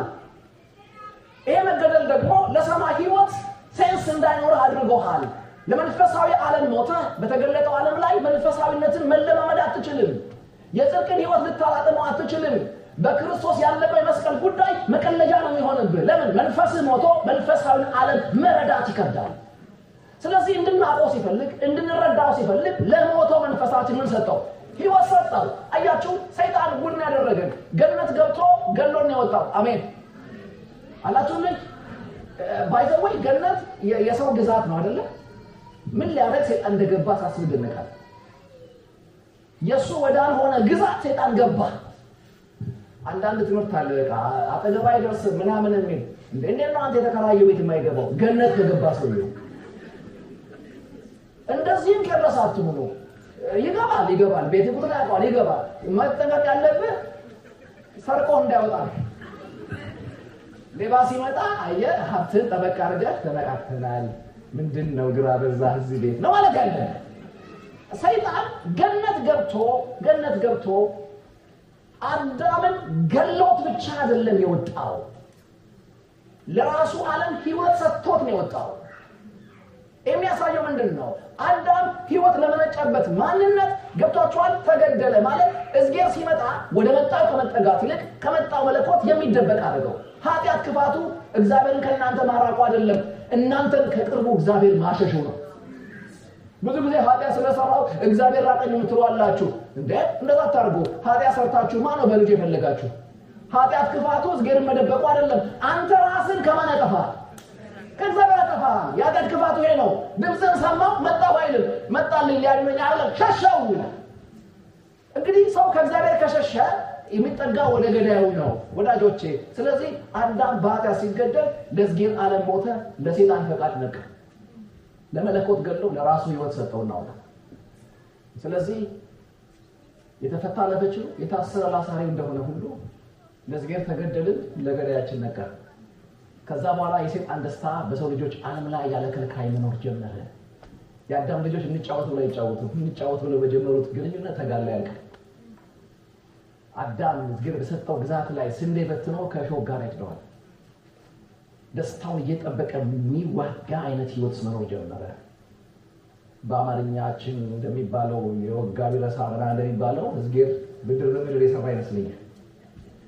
ሰይጣን የሱ ወዳልሆነ ገነት እንደገባ ሁሉ ልጁ ኢየሱስን የሱ ወዳልሆነ ዓለም ላከ። ሰይጣን የሱ ወዳልሆነ ዓለም ገሎ ለዝጌር ገሎ ለራሱ አንቀቶን እንደወጣ ሁሉ ኢየሱስ የሱ ወዳልሆነ ዓለም መጣ፣ ለዓለም ገደለን፣ ለራሱ ሕይወት ሰጠ። ድናችኋል። ይህ ጸጋ ነው። ሲጸጋ ነው። ሃሌሉያ። አንድ መዝሙር አለ፣ እንዲሁ በጸጋ የዳንኩት እንዲሁ በጸጋ። ይገርማል። ክብር ለጌታ ይሁን። ሲድኛለሁ ብሎ ነው የሚናገረው እና ለሞተው መንፈሳችን ምን ሰጠው ነው የሚለው? ሕይወት ሰጠው። አንዳንዴ ምንን አይቶ ነው ብልና አፍራለሁ። ሬሳ ምን ይታያል? ሬሳ ምን ቢዘነጥ ያምራል? በኃጢአት ሞተን ነበር። እንትኔ ጣፍጦት ነው መዝሙሬ እንዳትሉ ሬሳ አይዘምርም። ለምንም የተገደልን ነበር። እኛ ሬሳ እንቀብራለን። አንድ አቃለው ሬሳ ያፈቀረ ስሙ ኢየሱስ ነው። ለሞቱ መንፈሳችን ሰጠው፣ ሕይወትን ሰጠው፣ አነቃን። በጸጋ ድናችኋል። እንደዚህ የበደልኩት ኃጢአት እየሰራው መለኮት ምን ፈልጋ ነው? ሁሉ ኢንቨስትመንት ኢንቨስት ያደረገብኝ ምን ፈልጎ ነው? ኔጋ ምን አይቶ ነው? ምን ፈልጎ ነው ስትል ምንም፣ መልሱ ምንም ነው። ታዲያ ለምን አደረገ ስትል ለሁለት ፐርፐስ ምናቸው? አንደኛ በምህረቱ ባለጸጋ ስለሆነ ሪች ነው ሲምርህ። አሜን። አልገባም? ምሮ አታደህየው። አልገባም? አንዳንዶቻችን እኮ የተቀደስነው በምህረት አሸማቆን ነው። አልገባም? ሲምረኝ ሲወድቅ አሁን ሳበዛውት ብዬ አፍሬ ወድቅ እንደዛ አንዳንድ ሰው ያሳፍራቸው ይላል ወይ ይላል።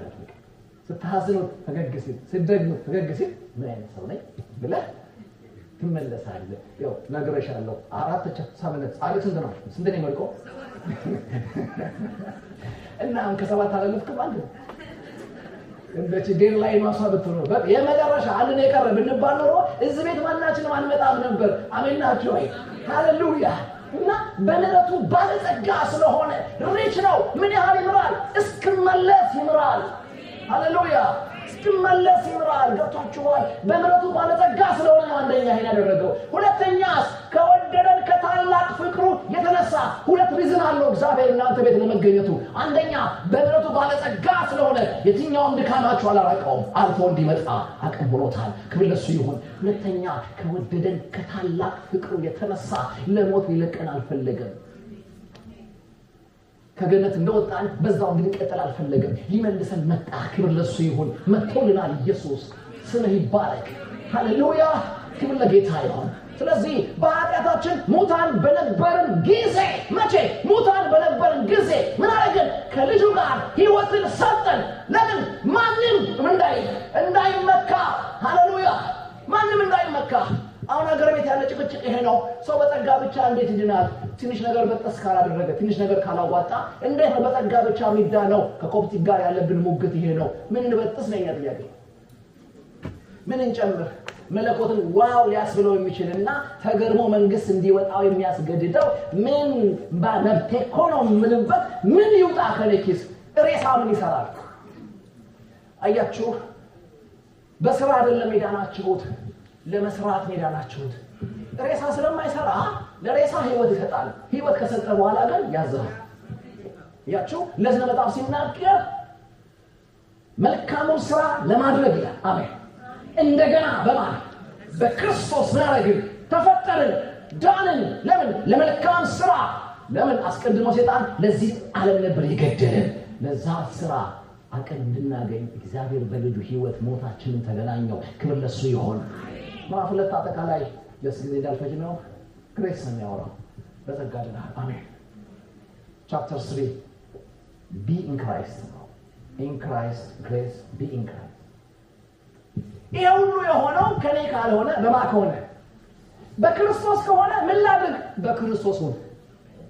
እሱን ሞዴል አድርገው። አባትነት ሁሉ ከሚሰየምበት ቁጥር 17 ላይ ነኝ። ምዕራፍ 3 ደርሻለሁ። ይሄ የአሕዛብ ርቀት ቅርበት እሱ ተዘልየው ነው። አባትነት ሁሉ ከሚሰየምበት ከአብ ፊት ምን አደርጋለሁ? እንበረከካለሁ ማለት ነው። አንተ ጳውሎስ እኔ ይገርመኛል፣ እየጻፈ የሚጸልይ ሐዋርያ ነው። በዚህ መጽሐፍ ላይ እንኳን 2 ቦታ ጸልየዋል። ምዕራፍ 1 ቁጥር 17 ላይ ጸልየዋል። ምዕራፍ 3 ቁጥር 14 ላይ ጸልየዋል። ለምን ነው የጸለየው?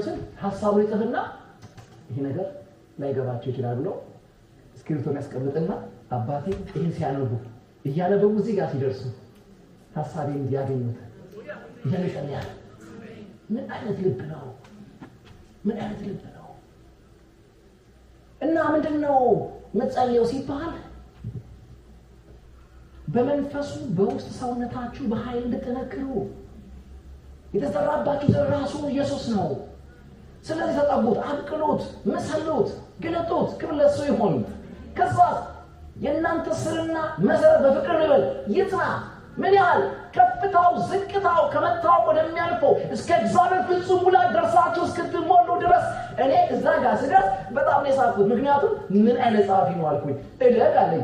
ምን ያህል እደግ ስለው የማይደረስበት ቦታ ሰመረና እዛ ደረሳለ። አልገባችሁ? እስኪ ወደ እግዚአብሔር ፍጹም ሙላት ደርሰህ እስክትሞላ ብሎ ሰቀለው መድረሻውን ለመሰለህ። ያ ቦታ ቢደረስ ኖሮ ቀድመውን የደረሱ ያሸማቁን ነበር። ፈጠን በይ እንጂ እስካሁን እዚህ ጋር ነሽ እንዴ ይሉ ነበር። የትም ድረስ መንገደኛ ነህ። አልገባ? እኔ ገርሞኝ ራሱ ጳውሎስን በቃ ጨረስከው አይደል? መንፈሳዊነትን አለው አንድ ቀን ሁሉ ከኋላ ተነስተው አልፋቸው ነጠፍከው ዙር እኮ ነው የመታኸው። ጴጥሮስ እንኳን ገና 1 ብሎ 2 ሲደግም አንተ 12 አድርገህ በ10 ነው ያስከነዳኸው። ፈጣን ሰው ነህ። እሱ ዛው አይሁድ አካባቢ ባለበት ሲረግጥ የወቅቱን ዓለም አታምሰዋል።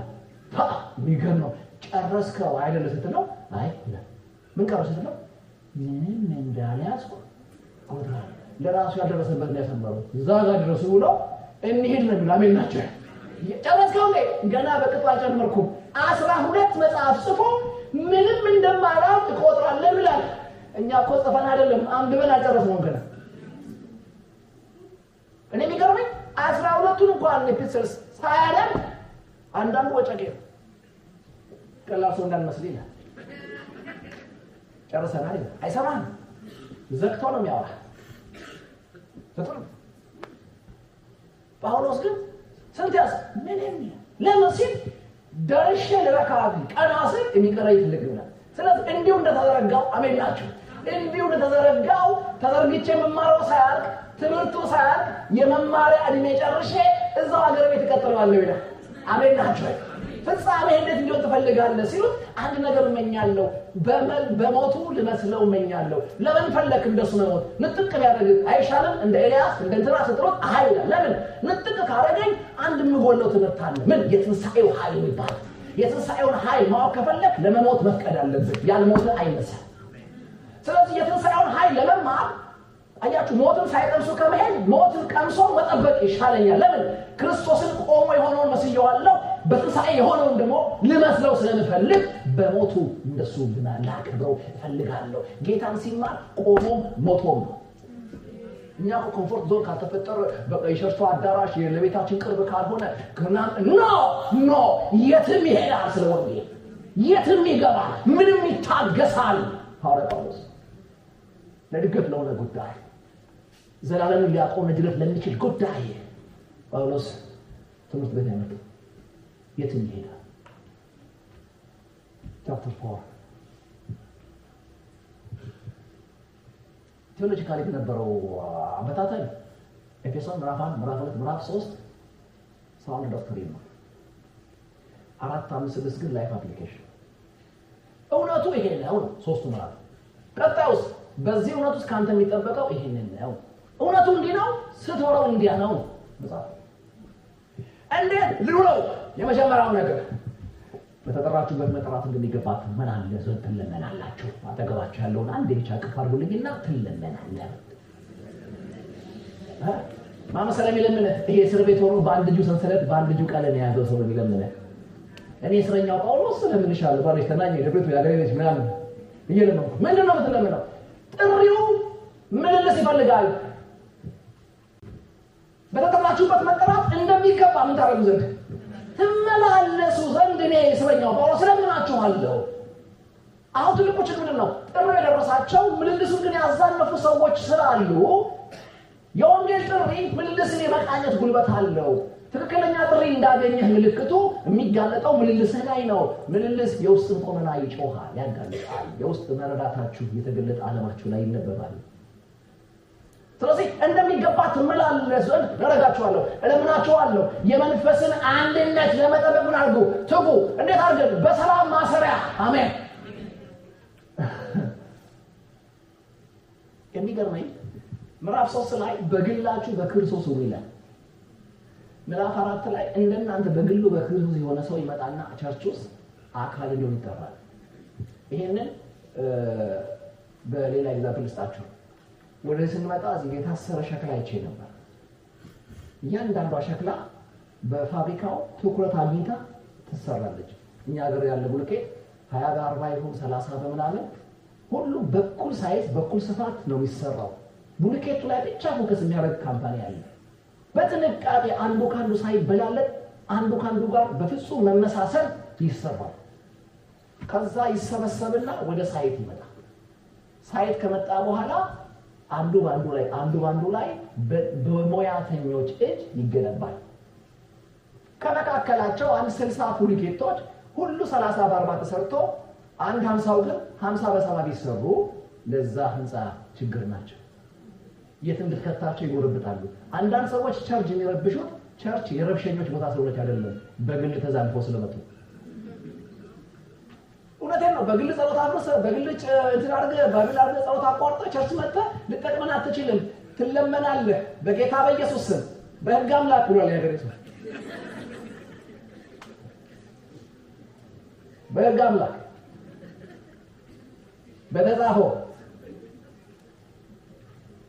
ሰው ከተጻፈው ሸፍቶ ሙሉ ወንድምነትን ሊያመጣ አይችልም ሙሉ ክርስትና ሊገልጠው አይችልም ሊያስመስለው እንጂ ሊሆነው አይችልም ስለዚህ ምንድነው የሚያደርገው ሶስቱ ምዕራፎች አንተን በግል ነው የሚሰሩ በግሉ እኔም እሷም ተሰርተን ስናል መተን ስንጋጠም ብሎኬት የሚለው ስም ይዋጥና ቤት ይባላል በግል የማወጣው ምጮሆ የሚገልጠው ነገር ያበቃለትና ተደምረን ተደራይተን ተገጣጥመን አካሉ ቤተክርስቲያንን ማድመቅ እንጀምራለን የተሰራ መንፈስ ይዛላችሁ መጥቶ ግጥም የሚል ወንድምና እህትነት ይሁንላችሁ በኢየሱስ የቸርች ጭንቀቱ አትሁኑ የቸርች እርካታዋ ሆኖ አሜን አናን እዚህ እኛ ጋር በደንብ ነው ያሉት ያው ሩቅ ስለሆንኩ አይሰማኝም እኛ ጋር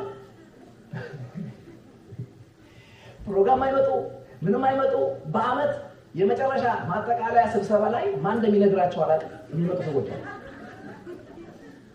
ከዛ እነሱ እንጂ ካወጡና እድል ከሰጣቸው አለቀን ከቷል የመረጃ ይዘው ምናምን ይዘው የዚህ ጉዳይ ይላል የዚህ ጉዳይ አንዴ ድሬዳዋ አሰቃየኛል እንግዲህ አስማውራችሁ የ16 አመት ታሪክ ሆኗል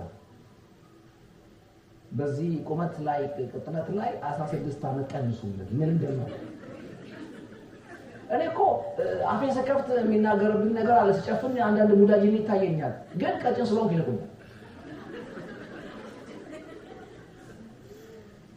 እና ተሰቃየው በቃ እና በቃ ሁሌ ስብሰባ ላይ የሚበጠበጠን ሰው ነበርና መጨረሻ ምን አደረኩኝ ቢቸግረኝ የቸርቿን መተዳደሪያ ደንብ ማጥናት ነው ሳጠና 6 ወር ተከታታይ አስራት ያልከፈለ ሰው የኢኮኖሚ ሪፖርት የመጠየቅ መብት የለውም አመት ካልመጣ አባል መሆን አይችልም ታዛቢው ነው የሚቀመጠው ይላል እሷን አጠጣን ሰው ተንኮለኛል ተንኮል ያስለምዳል ለካ አባቶች እግዚአብሔር ይባርካቸው ተቃጥለው ለካ ያቺን አንቀጽ ያስቀምጡት አቃጣ ያላየ የትም ሀገር ሳይቀር ከዛ ስብሰባ ላይ ሲመጣ እጁን ያወጣል አላየው እንዳላየው ከንተማ ጀርባ ያለው ይላል ይመጠነጣል ምን ይላል መብታችን ይከበራል ብሎ ተነሳ ሰዎች ጀግና ናቸው በጣም ጎበዝ ናቸው ከዛ በኋላ አቤስን የእንትን ጉዳይ የሪፖርት ጉዳይ ወንሲል ለጻፊያችን እስቲ የአስራት ሪፖርት ላይ የስንት ወር ከፍሏል ይልኛል ምንም የለም ስትለው በአንቀጽ እንደዚህ ነው አንቀጽ እንደዚህ መሰረት አንተ የዚህ ቤተክርስቲያን አባል ስለሆንክ አንተ ተቀበል አንተ አንቀጹ ጮሆ የማይወጣ ጂኒን ያስወጣልን ሉጋ ብትለው አይወጋም በመተውሟል የኢየሱስ ክርስቶስን ወንድም አይወጋም በሕግ አምላክ ተሰሩ በጌታ እንደተጻፈው ሆኖ ባይብል ይብለጣል አሜን ሁሉም በልጠን ይሆናል ፓስተር በልጠን ሽማግሌ በልጠን ምናምን በልጠን እንዴት ይሆናል አንድ ምን ፈራው ነው እንጂ አሜን አንድ ምን ናፈረው ዝም በል ስለዝም ምን ልለት የሚሰጥ እውነት ይኑረን እንጂ ሁሉ ላይ ቸግረን አይሆንም። አባቴ ልጆች አይሆንም ግዴላችሁም አይሆንም። እግዚአብሔር ሲጋረፍ ልምጭ ያቆርጡ ጀርባችን ላይ ፍስጣሴ የለም ማለት አልተገረፍንም ማለት አይደለም። የህይወታችን ኑሯችን ትዳራችን እነዚህ በጣም መስተዋራት አለ። ይሄንን ሞግተው ጳውሎስ ተደራጁ በሰላም ማሰሪያ ሲል ሰው ብቻውን ሲኖር እኮ ጫዋ ነው። አሁን ዝም ያለ ሰው ለምሳሌ አሁን እዚህ ጋር ለፍላት ምን አባሉ ነው ለምን እናንተ ጫዋ ናችሁ? ዝም ያለ ሰው እኮ ጫዋ ነው። አይ ብቻ ስትኖር ተናጋሪውን ዝምተኛውን ማንም ስለማያውቅ ችግር የለብንም። ችግር መሆን የምንጀምረው ቸርስ ስንሰባሰብ ነው። ለዚህ ነው በምርቋቱ ላይ ህብረቱን በሰላም ማሰሪያ ካልቋጠራችሁ ሰላም የሚነሳ ነገር አለ። መላእክት አይደለም የሚሰበሰቡት ሰዎች ናቸው። የተጀመሩ ያላለቁ ሰዎች ናቸው የሚሰበሰቡት። ስለዚህ በሰላም ማሰሪያ የመንፈስ ስንድነት አንድነት ነው ለመጠበቅ ትጉ። ኮሚቴ ትጋላችኋል የሚለው የተወሰኑ ሰዎች አለ የሚተጉት። ሁላችንም መንፈስ ነካኝ የምንል መንፈሳዊ ዓለም በክርስቶስ ተጠግቻለሁ የምንል ሰዎች ሁሉ ለዚህ አንድነት እኩል እንተጋ ይገባል። ይሄንን የሚናገረው የመንፈስን አንድነት ለመጠበቅ ትጉ። ምንድነው አንድነት የምታለው? ጳውሎስ ለስተይቀው የክርስትናው ካልኩሌሽን የፎርሙላው አንድነት ነው፣ ሁለትነት የለውም። ማስረጃ አንድ ጌታ፣ አንድ አካል፣ አንድ ጥምቀት፣ አንድ አምላክ፣ አንድ አምላክ አናሲል ከሲት ቆማል። ለሁለትነት ቦታ የለውም። አንድ አካል ናት ቤተክርስቲያን። ስሟ ቢለያይም ተቃራጥታችሁ ህጋዊ ለመሆን በሰው መንግስት ላይ ብዙ ታፔላ ቢኖራችሁም ኪንግደማችሁ አንድ ነው፣ ግባችሁ አንድ ነው፣ ትምህርታችሁ አንድ ነው፣ መስቀላችሁ አንድ ነው፣ ጥምቀታችሁ አንድ ነው፣ ጌታችሁ አንድ ነው፣ አካላችሁ አንድ ነው። አንድ ታላቅ ወንድም ነው ያለን። ሁሉ እንደፈለገ በራሱ ቁመትና ልኬት እንዲሰፋን እንዲያበጃጀን የራሱ ቤት አድርጎ ቢሰራን አትፍቀዱ። አንድ ጌታ አለን፣ አንድ ባል አለን። እኛ ሙሽሮች ነን። የመጣ ሁሉ እንዲያገባን አንፍቀድ። አንዱ ላይ እንደዚህ ያለ ሙሽራው ሚስቱን ጮኛውን አመጣና ለሚዜዎቹ እኔ ቶሎ መጣለሁ እስቲ አበጃጅታችሁ ጠብቁኝ አላቸው።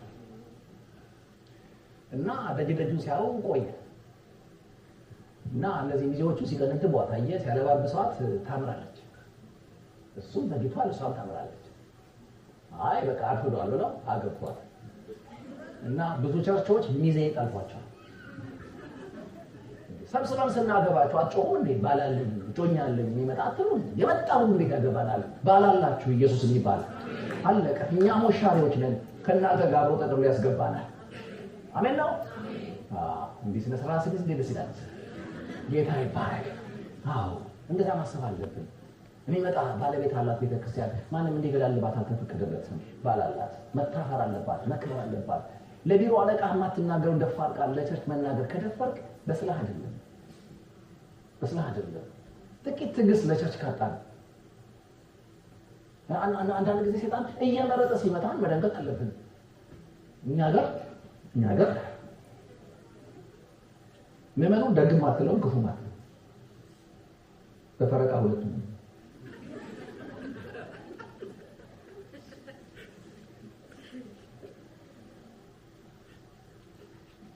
ሆቴል ይገባና 3 ቅቅል ከ2 ክትፎ ጋር ምናምን ብሎ ከ4 ጓደኞቹ ጋር ይታዘዛል። ቢል ሲመጣ እንደናንተ ጋር አይደለም። በኢየሱስ ሚሻል እኔ የዘር ታሰና እኔ ድብድብ ቢል ለመክፈት 6 ክትፎ ይከፍ። ያ ወንድም ቸርች ወጣት መባቃ ሲመጣ 10 ብር ይፈልጋል። ክፉ እንዳትለው ሆቴል ደግ እንዳትለው ሰይጣን መርጦ ቸርች ክፉ ያደርጋል። አትደነግጥም እንዴ? እየመረጠ ቸርች ላይ ክፉ ሲያደርግ ሰዓት ጠብቀህ ቢሮ ትገባለህ፣ አርፈህ ለሸክ ትመጣለህ። አትደነግጥም እንዴ?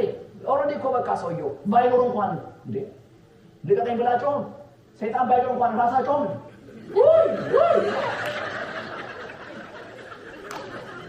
እየመረጠ ቲክቶክ ላይ ፍጥጥ አድርጎ ባይብል ላይ በንቅር ሲደፋ ከዚህ በላይ ምን እንዲያደርግ ነው የምትፈልገው? ምን ያድርግ? ዘራፋት ለምን እንደ ያበሻ ዘራው ነው ይሄ ነው ያወራው።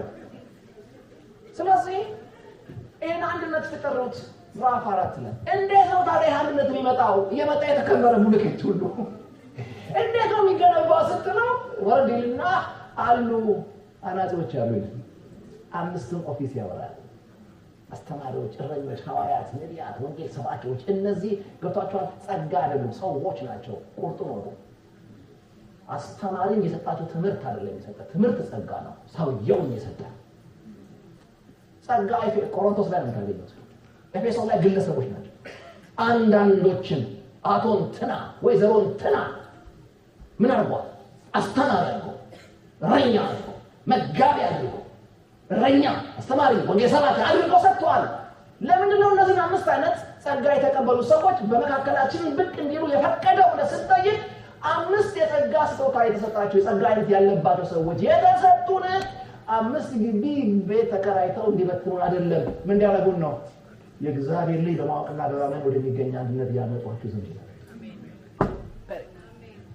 ምንም ቢሆን ዓላማችን ዘማሩ ዘምሮ ሲወርድ ሰባኪው ሲቀበለው ጸላዩ ሲጸልይ አስተማሪው ሲያስተምር መሪው ሲመሩ ዓላማቸው አንድ ነው ወደ አንድነት ማምጣት ወደዛ አንድነት እንደሚመጣው በማወቅ ማንን ልጁን የእግዚአብሔር ልጅ በማወቅና በማመን ወደሚገኝ አንድነት ይሄን ዕውቀት ዘለህ አታገኘው መንገዱ ይሄ ነው ይሄ አንድነት የሚገኘው የእግዚአብሔር ልጅ በማመንና በማወቅ ነው የሚገኘው ስለዚህ መከፈት አለብን ልጁን ለማወቅ አሜን ናችሁ ስለ ክርስቶስ ለመማር መከፈት አለብን አንተገባው ፊዚክስ ኬሚስትሪ አይደለም ወንጌል የዕድሜ ልክ ሰብጀክት ነው ሁሌ ማለዳ አዲስ የሆነ እግዚአብሔር ሐሳብ ነው ሃሌሉያ እሱ በተማራችሁት ቁጥር የእግዚአብሔር ልጅ ባወቃችሁት ቁጥር ዕውቀት ወደ እምነት ያመጣችኋል ያወቅከው ከሌለ አትረዳው ካልተረዳው በእምነት አትጠቀሙ እምነት ሁለት ነገር ይፈልጋል እምነታችሁ የሚያልፍበት አካልና ስለዛ አካል ያላችሁ ያልተዛነፈ ጤናማ ልጅ ይሄ ነገር ይፈልጋል ያመጡ ዘንድ ነው የተሰጠው እግዚአብሔር ያብዛልን አሜን እኔ እንደዚህ አምናለሁ በቃ ከዚህ በኋላ በቃ ወደ አጥቢያችሁ ስትሄዱ እግዚአብሔር ያነሳል እና መጀመሪያ ደግሞ በቃ እንዳይነስ ጀማምራችሁ ቸርች ቢሮ መጣችሁ ተናገሩ አሜን የመጣብኝ ምናምን ብላችሁ እንዳትበጠብጡ የሚበጠብጥ ያስነሳም አሜን አሁን እኛ ሀገር ቀባልን ማለት አቆመናል ጸሎቱ የተቀቡ ሁሉ በማግስቱ ይከፍሉታል ቸርች ይቀባል ይቦድሳል ይቀደል ጌታው ይቀባልን እንጂ በጥበጠን መሻል ገጣ የተቀባ ሲባል መደንገጥ ጀመረ ለቤተክርስቲያን ብርክ ይዛታል እንደዛ ነው የአካሉ ጭንቀት አይደለም አሜን አዋጅ አባቶቻችን ይሄን ያሳዩ አላመጡ ምንድነው እና ይብቃችሁ ምዕራፍ 4 አሜን አይቹ በግል ይጠራሃል ያድነሃል ልጅ ይሰጣሃል እንዳንተ ደግሞ ልጅ የሰጣቸው ሰዎች ሁሉ ይሰበስብና ቸርች ያመጣቸዋል በተጠራችሁበት መጠራሲ ወንጌል አንተን ብቻ አልጠራም እኔንም ጨምሯል ቋንቋችን ይለያያል ሀገራችን ይለያያል ታሪካችን ይለያያል ልምምዳችን ይለያያል ግን አንድ ግቢ ነን ምን አመጣን ማንገናኝ ሰዎች ሲባል ጠሪው እኔንም እሷንም የጠራው ጌታ ስለሆነ ሁሉም የጠራው ሲከተል ተገናኙ አንተ ነው ጠራው አንቺ ከጠሪው የተነሳ አንድ ነን ይሄንን ጠብቆ ነው ቸርች አስገብቶ ገጣጥሞ ከሰራን በኋላ ክርስትና እዛው ቸርች ግቢ በቃውንም እናጣጣመው አይደለም ምዕራፍ 5 ከቸርች ይበትነናል አሜን አስገብቶ ይሰራልና ሰርቶ ማሳያ ያደርጋል ላይፍ አፕሊኬሽን ነው ያወጣቸው ምዕራፍ 5 ላይ የሰው ልጆችን ሁላ በወንጌል አቆንብቶ ይለቀዋል በጨለማው ዓለም ላይ ባሎች ሆይ ሚስቶች ሆይ ልጆች ሆይ አባቶች ሆይ እናቶች ሆይ አሰሪዎች ሆይ ጌቶች ሆይ ምናምኖች ሆይ ምንድናችሁ እናንተ ማንንም ያገባል ሰፈር ምን አይነት ባል ነህ አንተ ማንንም ይወልዳል ምን አይነት አባት ነህ ማንንም ይሰራል በካምፓኒ ምን አይነት ሰራተኛ ነህ ወንጌል አይፋታህም ቸርች ግቢም ውጪ ይከተላል ከዚህ መለስ ተብሎ አልተቆናተረህም ሁላህን የወሰደው ክብር ለጌታ ይሁን ሃሌሉያ እኔም እናገረው እንደ ባል እንዴት ነው አያችሁ በቤተክርስቲያን ያለ ባልነት ምን አይነት ነው በወንጌል ያለ አባትነት እናትነት ሰራተኝነት አሰሪነት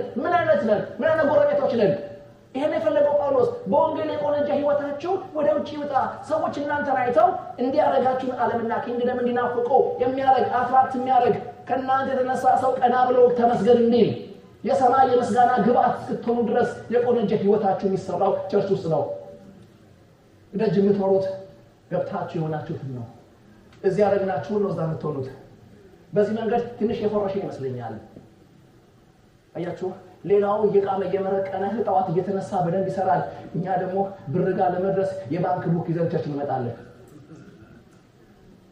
ሰላቢ መንፈስ የተወጋዩ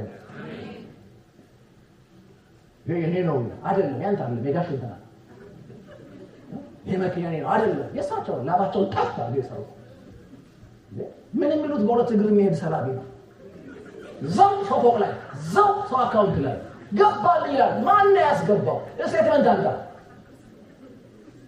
አላችሁ እንደው ስለ ሰራቴ ሊያዝ በየ እንጂ እነሱ ያጠገባቸዋቸው ናቸው ምን ነው ቸርችን እንዳይፈሯት ያለ ቸርች እንጀራ መሰጣቸው ናቸው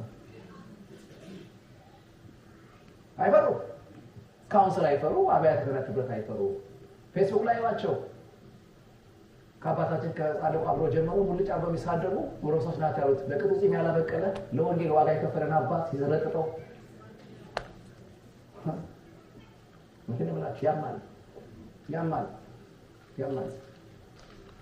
لا بهذا ማለት የዝጌሩ ወንድም ለያመ ምክንያቱም ከነሱ የተነሳቀው እኛ ራሱ አፈርን ጨነቀ በተለይ እንደዚህ ዘመን ደግሞ ጎረምሳ መስለው እንደማገልገል አስጨናቂ ዘመን የለም እንደው ገና አስተል ሌባ መስላል ደስ ተሰቃየ ነው ፓስ ከመደለ ነው እንዴ ነው ነገር ነው እንደው ነው ብለህ ነው ወዳሃለሁ ረዳሃለሁ ይገባኛል የተሰጡንን የሚያዩ አይኖች እግዚአብሔር ከተሰጠ ለተነም ብላስ ለወንጌል የሆነ የሚለፉትን ሰው ለጌቶ ከጎን የሚቆምበት እግዚአብሔር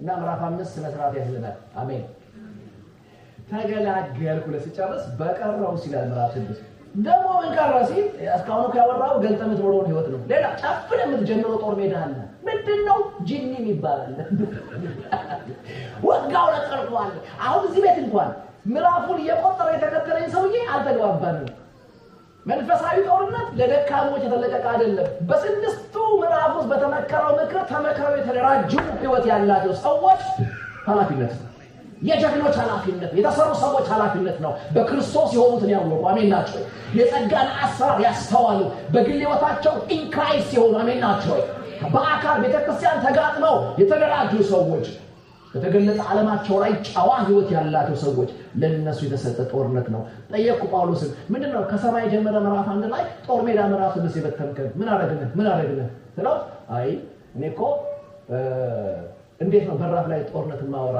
ደንብረ ተጠፋለ ጦርነት ላንተ ለመሰብ ያገር መንግስት እንኳን ዝም ብሎ ጫፍቃን ወይ እንዳያዘ ክላፍ አይሰጠው የሆነ ግቢ አለ ወስዶ ያሰለጥነዋል ተነሳ እንዴት ይፈታል በጣም ካስተማረ በኋላ ነው እሳት የሚሰጠው ስለዚህ የጦር ጋሻ ከመስጠት በፊት የምትዋጋበትን ምክንያት የምትዋጋለትን የመንግስት ዋጋ የገባህ እንድትሆን ነው መጀመሪያ የሰራው ለበሰሉ ሰዎች የሚሰጥ የድል ቦታ ነው ጦርነት አሜን ስለዚህ ከሰማይ ይጀምራል ጦር ሜዳ ይዘጋዋል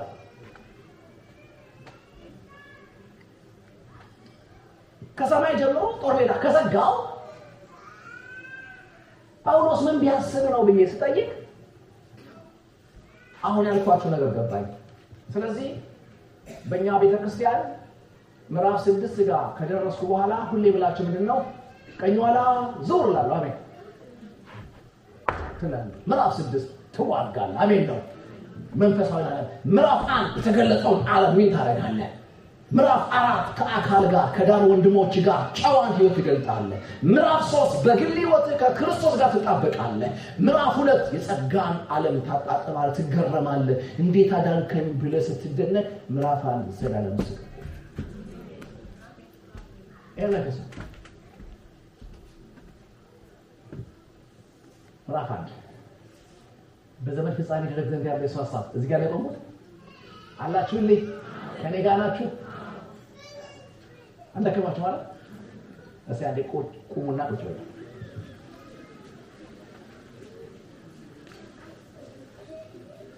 ጌታ ይባርካችሁ ሃሌሉያ አሜን ምንድነው ጳውሎስ ሊነግረን የፈለገው ቁጥር 17 እና 18 ነው ማሳያችሁ አሁን እሱ ላይ ልዘጋው በዘመን ፍጻሜ ድረስ ዘንድ ያለው የሱ ሐሳቡ መጠቀለል ነው ብያችኋል በቀረፉት እግዚአብሔር አምላክ ምንም ዓላማ የለውም ዓለምን የጀመረው በልጁ ነው ወደ ፍጻሜ የሚያመጣትን በልጁ ነው አልፋ እና ኦሜጋ እሱ ነው ህይወት የሚጫወተው አልፋ እና ኦሜጋ መሃል ነው ከአልፋ ጀርባ ኦሜጋ ጀርባ ማንም የለም ካለም አንድ ነው እሱም ራሱ ነው ይሄንን ነገር ግን ይሄ ሁሉ የሆነው በክርስቶስ ከሆነ ይልና ሐዋርያ ጳውሎስ ቁጥር 17 ላይ ወረድ ብሎ ጸልያለሁ ይላል። ምንድነው የምጸልየው? የክብር አባት የጌታችን ኢየሱስ ክርስቶስ አምላክ እሱን በማወቅ የጥበብና የመገለጥ መንፈስ እንዲሰጣችሁ እለምናለሁ እለምነዋለሁ። ማንን? የክብር አባት። ምነው ተለምነው? የጥበብና የመገለጥን መንፈስ እንዲሰጣችሁ spirit of knowledge and revelation እንዲመጣ ጸልያለሁ። ለምን ነው የምጸልየው? ጳውሎስ እስካሁን ማወራው እንዲገባችሁ በክርስቶስ የሆንከው ሲሰበክ እንዲገባ ጎበዝ ጭንቅላት ሲኖር አይደለም፣ ጎበዝ አስተማሪ ሲያገኝህ አይደለም፣ ራሱ ካልበራልህ በስተቀር ነገርየው የሚገባ አይደለም። አይገባም። ተምረህ አይገባህም። በባቢል ሰሪ አይገባህም። ቆራ የባልሰሮን አይገባህም። ማንም ያስረዳ? የጥበብ መንፈስ ሲመጣ የመገለጥ መንፈስ ቅዱስ ሲመጣ ምን ያደርጋል? የሚነበበው ይገባሃል። ከማንበብ ያለፈ ታስተውላለህ። ሃሌሉያ! ይታስተውሉታላችሁ፣ ይገባችኋል። እና ምንድነው ቤኔፊቱ? ኢየሱስ ሲመጣ ውጤቱ ምንድነው ሲባል የጥበብና የመገለጥ መንፈስ ሲመጣ ምን ያደርጋችኋል? ይከፍታችኋል። እንዴት አድርጎ? ቁጥር 18 ይህን ብሎ ይጀምራል። ቁጥር 18 ይህን የልቦናችሁ አይኖች ሲበሩ። አሜን። ምን ማለት ነው? ይሄ መንፈስ ሲመጣ የልቦናችሁን አይኖች ምን ያደርጋቸዋል? ያበራቸዋል። የልቦናችሁ አይኖች ምን ያደርጋሉ? ይበራሉ። ይህን የልቦናችሁ አይኖች ሲበሩ ምን ይላል? የመጥራቱ ተስፋ ምን እንዲሆን፣ በቅዱሳን መካከል ያለው የርስት ክብር ባለጠግነት ምን እንዲሆን፣ ለምናምን ከሁሉ የሚበልጥ የኃይሉ ታላቅነት ምን እንዲሆን ታውቁ ዘንድ ነው። ይኸውልህ የልቦና አይን ሲበራ ታውቅ ዘንድ ትባላለህ። እንዲገባ ነገርህ። ይሄኛው አይኔ ሲበራ አየ ነው የሚባለው። አይኔ ተፈጥሯዊ ነው፣ ስገልጠው ተፈጥሮ ነው የሚያሳየው። አየ ይባላል። የልቦና አይን መንፈሳዊ ነው። ሲበራ አየ አይባልም፣ አወቀ ነው የሚባለው። it's all about knowledge። ክርስትና በልቦና አብርሆት የምትገናኘው ነው። በዚህ ብቻ አይደለም። ፊደል ስላወቅ ስላነበብከው አይደለም። ከዛ ያለፈ አስተማሪ ያስፈልገዋል። ይሄ መምህር ይምጣልን። አሜን። ስለ ልጁ የበለጠ የሚናገር ጌታ ራሱ አየ። ሁሉም ባወራቸው አይገባቸውም። ያየውን መንፈስ ይመጣ ግን ሃሌሉያ በምትረዱት ልክ ያስረዳችኋል። አሁን አትሸከሙትም። ለምን አልመጣም? መንፈስ ቅዱስ አልወረደም። እሱ ሲመጣ ግን እኔ ነግሬያችሁ የረሳችሁትን ያስታውሳችኋል፣ ያልነገርኳችሁን ጨምሮ ይነግራችኋል። የሚገርም ነው የመንፈስ ቅዱስ ስራ። ለዚህ መንፈስ የተዘጋ ቤተክርስቲያን ይጀመራል እንጂ አይቀጥልም። ለዚህ መንፈስ ልግመኛ የሆነ ፑልፒት ወዳጆቼ ያልበዋል እንጂ ሰው አያደምጠውም። ጴጥሮስ ሞክሯል። ያለ መንፈስ ቅዱስ የ3 ዓመት ትምህርቱን ለአንዲት ቤት ጠባቂ ሊያሰዳ ሞከረ። ተብሎ ሄዶ ያው ጴጥሮስ ከ40 ቀን በኋላ መንፈስ ነካው። ተጨማሪ ክላስ አልወሰደም። ያው እውቀት ነው ያለው። መንፈስ ሲደመርበት ጥቂት ተናግሮ 3000 ዲያስፖራ ነው። ለበዓል ከተለያየ ዓለም የመጣ የተለያየ ዓለም ፍልስፍና የተፈላሰፈ ጭንቅላት ጴጥሮስን ሰምቶ ንቆት ሊያልፈው አይችልም። እሱ ያወራል፣ በልብ ያደምጡታል። መንፈስ ሲያወራ በልብ ትደመጣለህ። ሰው ሰምቶ አይነካም። ትለውጣለህ፣ ተናግረህ ትነካለህ፣ ዘምረህ ትነካለህ፣ ሰብከህ። ሃሌሉያ ይምጣላችሁ። እሱ አሜን። እንዴት ስቃይ ነው ያለ መንፈስ ቅዱስ ፑልፒት ጀርባ መቆም! እንዴት ስቃይ ነው! እንዴት ስቃይ ነው ያለ መንፈስ ቅዱስ የማን ማንቆርቆር! እንዴት ይደክማል መሰላችሁ! ተራ መዝለል ነው የሚሆነው። ወዳጆቼ ከመንፈስ ጋር ስትሆኑ ድንጋይ ሁሉ ያደምጣችኋል፣ ሰብረዳችኋል። ይሄ መንፈስ ሲመጣ የልቦናችሁን አይን ምን ያደርጋል? ይከፍተዋል፣ ያበረዋል። ከዛ ይሄ ልቦና አይን ሲበራ 3 ነገር የእናንተ ይሆናል። አሜን። አንደኛ የመጥራቱ ተስፋ ነው። ሲበሉት ትገባለህ። አንዴ ለጌታ ክብር በለሱ የመጥራቱ ተስፋ የሚለው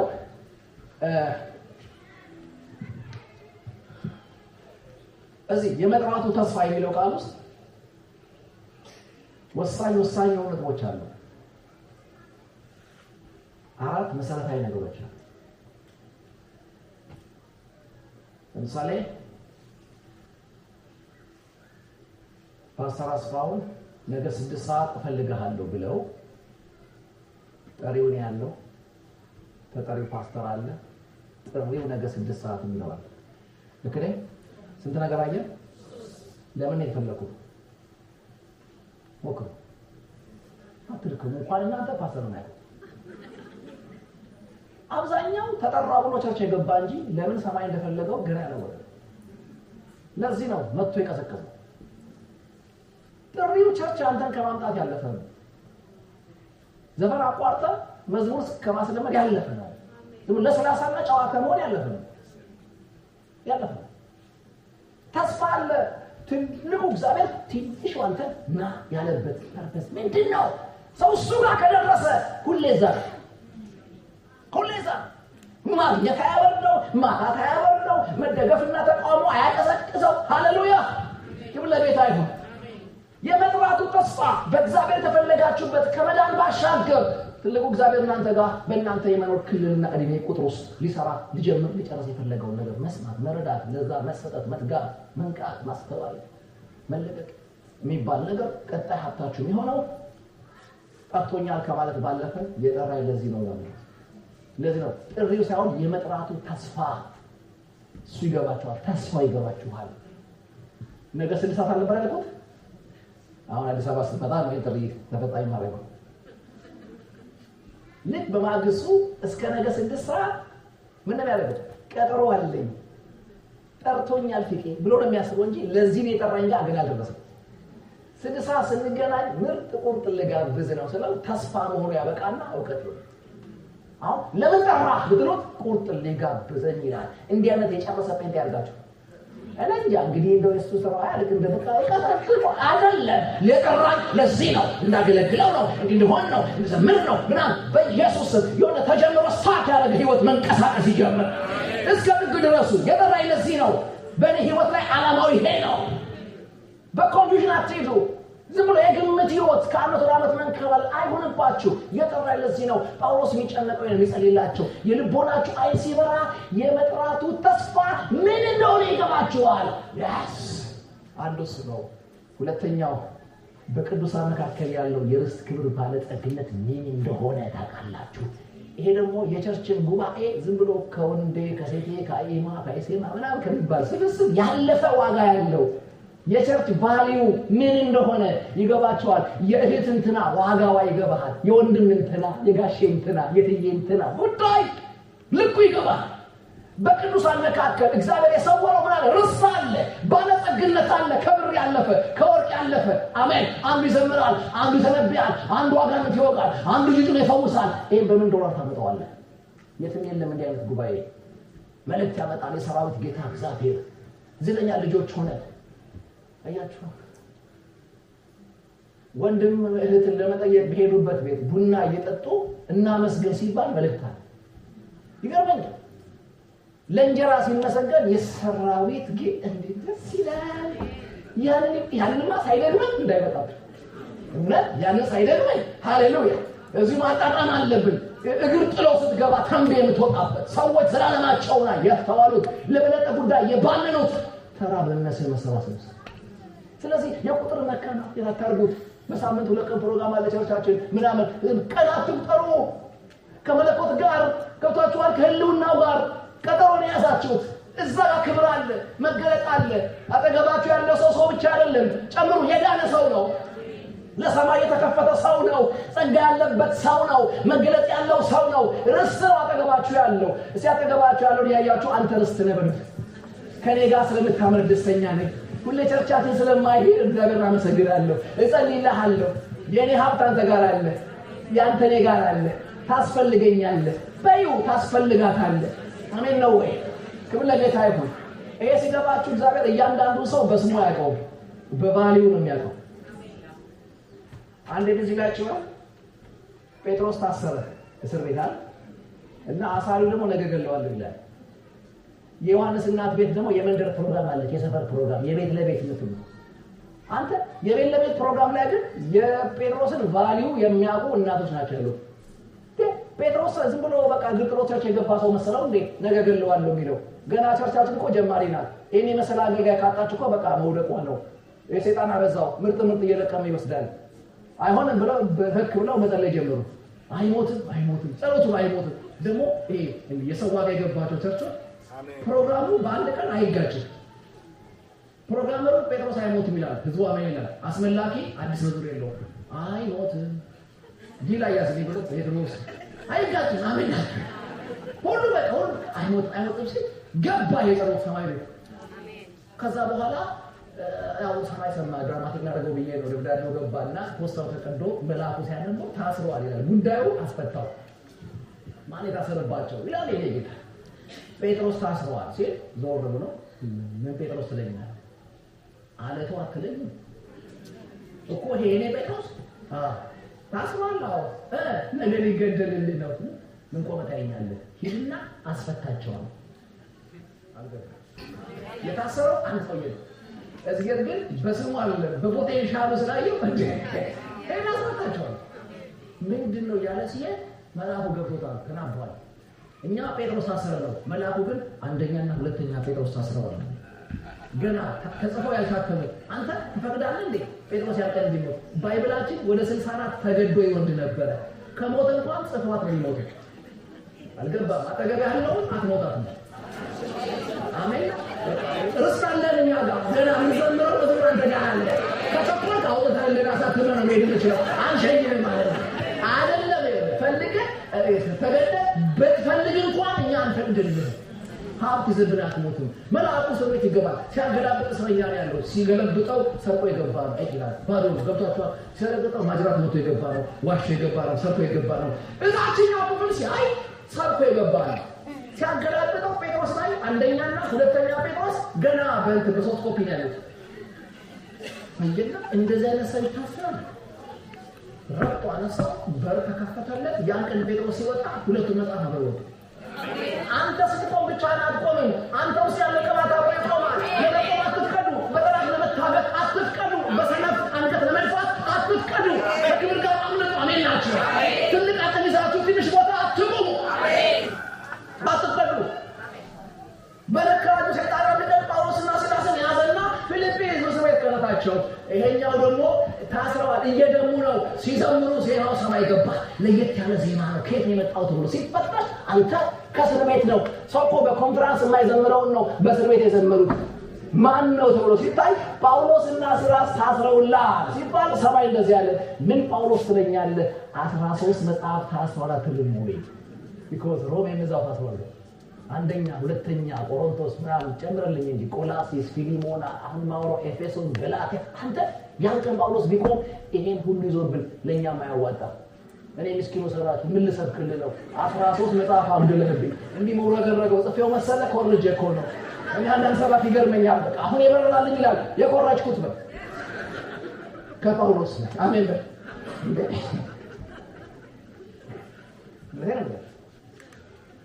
እና ያንቀ መልአኩ ሲገባ 13 መጽሐፍ የሚወጣውን ሰው ያንቆታል። እስር ቤቱ ምን ያደርገው? አስፈታ ተብሎ ነው የተላከው። አላስፈታውም። ያደረገው ምንድነው? ይሄ ማለት ጳውሎስ ሁሉ አልፎ ከእስር ቤቱ ጋር እልል ተያዘ መልአኩ። ይሄ በጣም ተንኮለኛ እስር ቤት ማለት የተቀባይ የመረጠ ይዛል። ነፍስ ያለው ጴንጤ ነው የሚይዘው። ስለዚህ መሰረቱ ረግጦ አፈረሰው። ዳግመኛ አይደለም የጎበዘ የሰነፈ ጴንጤ እንኳን እንዳያሰር ዛሬ እዚህ ከተማ ላይ አፍርሰን ነው የምንሄደው። ማንም በቀን ወይዘሮ ትናንትና አይያዙ። በቃ 10 ሰዓት የሚጸልየው 10 ደቂቃ ጸሎ ቢደክመው ጀግና የሚያደርግ የጌታ መንፈስ ይመጣል። እስር ቤት ይሰበራል። ይሄንን ነው ርስት አለ ህዝብ ውስጥ። ሰው ጅና ጆሮና ፍንጫ ብቻ አይደለም። ጸጋ አለ ወንድሞቻችሁ፣ ክብር አለ። ሰውን በልኩ ወቁት። የዳነ ሰው ነው አንተ ጋር ያለው። ዋጋው ኢየሱስ የሆነ ሰው ነው እዚህ ያለው። አሜን ናችሁ ወይ? በጎጥና በሰፈራ ተተዋወቁ። የወንዜ ልጅ የምናምን ልጅ ውጣ ከዛ መንደር በልኩ ያው በሰማይ ትኩረት ተረዳው ሰው ይሁን።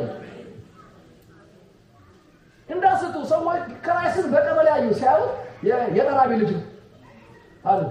ያንኑ የጠራቢ ልጅ ጴጥሮስ ሲያዩ የእግዚአብሔር ልጅ ነው። እንዴት ነው ነው? ይሄኛው አይን ሲበራ የሰው ልኩ ይገለጣል።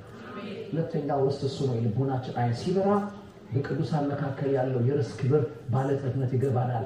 ሲገባን ነው ጸጋውን የምትጠጋው። በሰዎች ውስጥ ያለ ጥሪ ሲገባን ነው የምናስተናግደው። ቤተክርስቲያን ኃላፊነቷ ይሄ ነው። ፋሲሊቴት ማድረግ ነው። በሰዎች ውስጥ ያለ ጸጋ ሁኔታ ማመቻቸት ነው። ኦርደር መስጠት ነው። ለተሰጡለት ዓላማ ሰዎችን መልቀቅ ነው። ማመቻቸት ነው። ስለዚህ ሰዎችን ከቁመታቸው ከመጡበት እድሜያቸው ባለፈ በውስጣቸው እግዚአብሔር የጠመቀውን ለዓለም የሚበቃ ጸጋ ጠልቆ የሚያይ አይኖችን እግዚአብሔር ያብዛል። ሶስተኛውና የመጨረሻው የሚገባችኋል ምንድነው ሲባል ከሁሉ የሚበልጥ አሜን። ያ ሲበሉት ከሁሉ የሚበልጥ ነው። ይገባታል። ሃሌሉያ። ከሁሉ ምን የሚበልጥ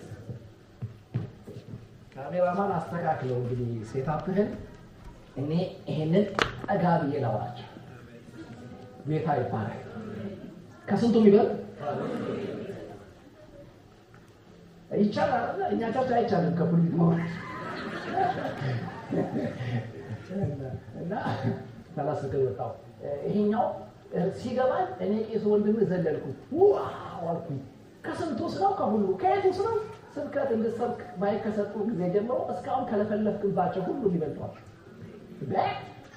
ምራማን ጸጋ ግሬስ ምናምን መከፈት ያቁቱን አዎ አንድነት ምን አዎ ከሁሉም ሐዋርያ ነበር አዎ ምን የሚመጣ ሌላ ክብር አለ። ምንድነው ያ ክብር ሲባል የኃይሉ ምን ታላቅነት የቱ እስካሁን ያወራው የመጨበጥ ኃይል አለ። የሱ ልክ ይገባችኋል ወዳጆቼ። እዚህ ጋር ከደረስ የሚያቆም የለም። የኃይሉ ምንነት ታላቅነት እዚህ የኃይሉ ታላቅነት ነው። የኃይሉ ታላቅነት ምን ማለት ነው? የራሱ የመለኮት ልኩን መረዳት፣ መለኮትን በልኩ ማስተዋል። ምን እያልኩ ነው? ልኩ ሲገባ ይወጣበታል። እስከ ዛሬ ጸለይክበትን ጸሎት ያስቀድማል። ወይ ይሄን ጸለይኩት ላንተ ነው ይላል። የኃይሉ ታላቅነት ሲገባችሁ፣ የመለኮት የማድረግ ልኩ ሲገባችሁ፣ ጉልበቱ ሲገባችሁ፣ በዛ ጉልበት የመጠቀም አፒታይታችሁ ይከፈታል። ስለዚህ ልኩ ሲገባችሁ በልኩ መጸለይ ትለምዳላችሁ። ልኩ ስታውቁ በልኩ መዋጋት ትለምዳላችሁ። መለኮትን አሳንሶ በእናንተ ሙለትና ሙላት ልኩስ መፈለግ በዛ መድከም ታቆማላችሁ። ያ ታላቅነት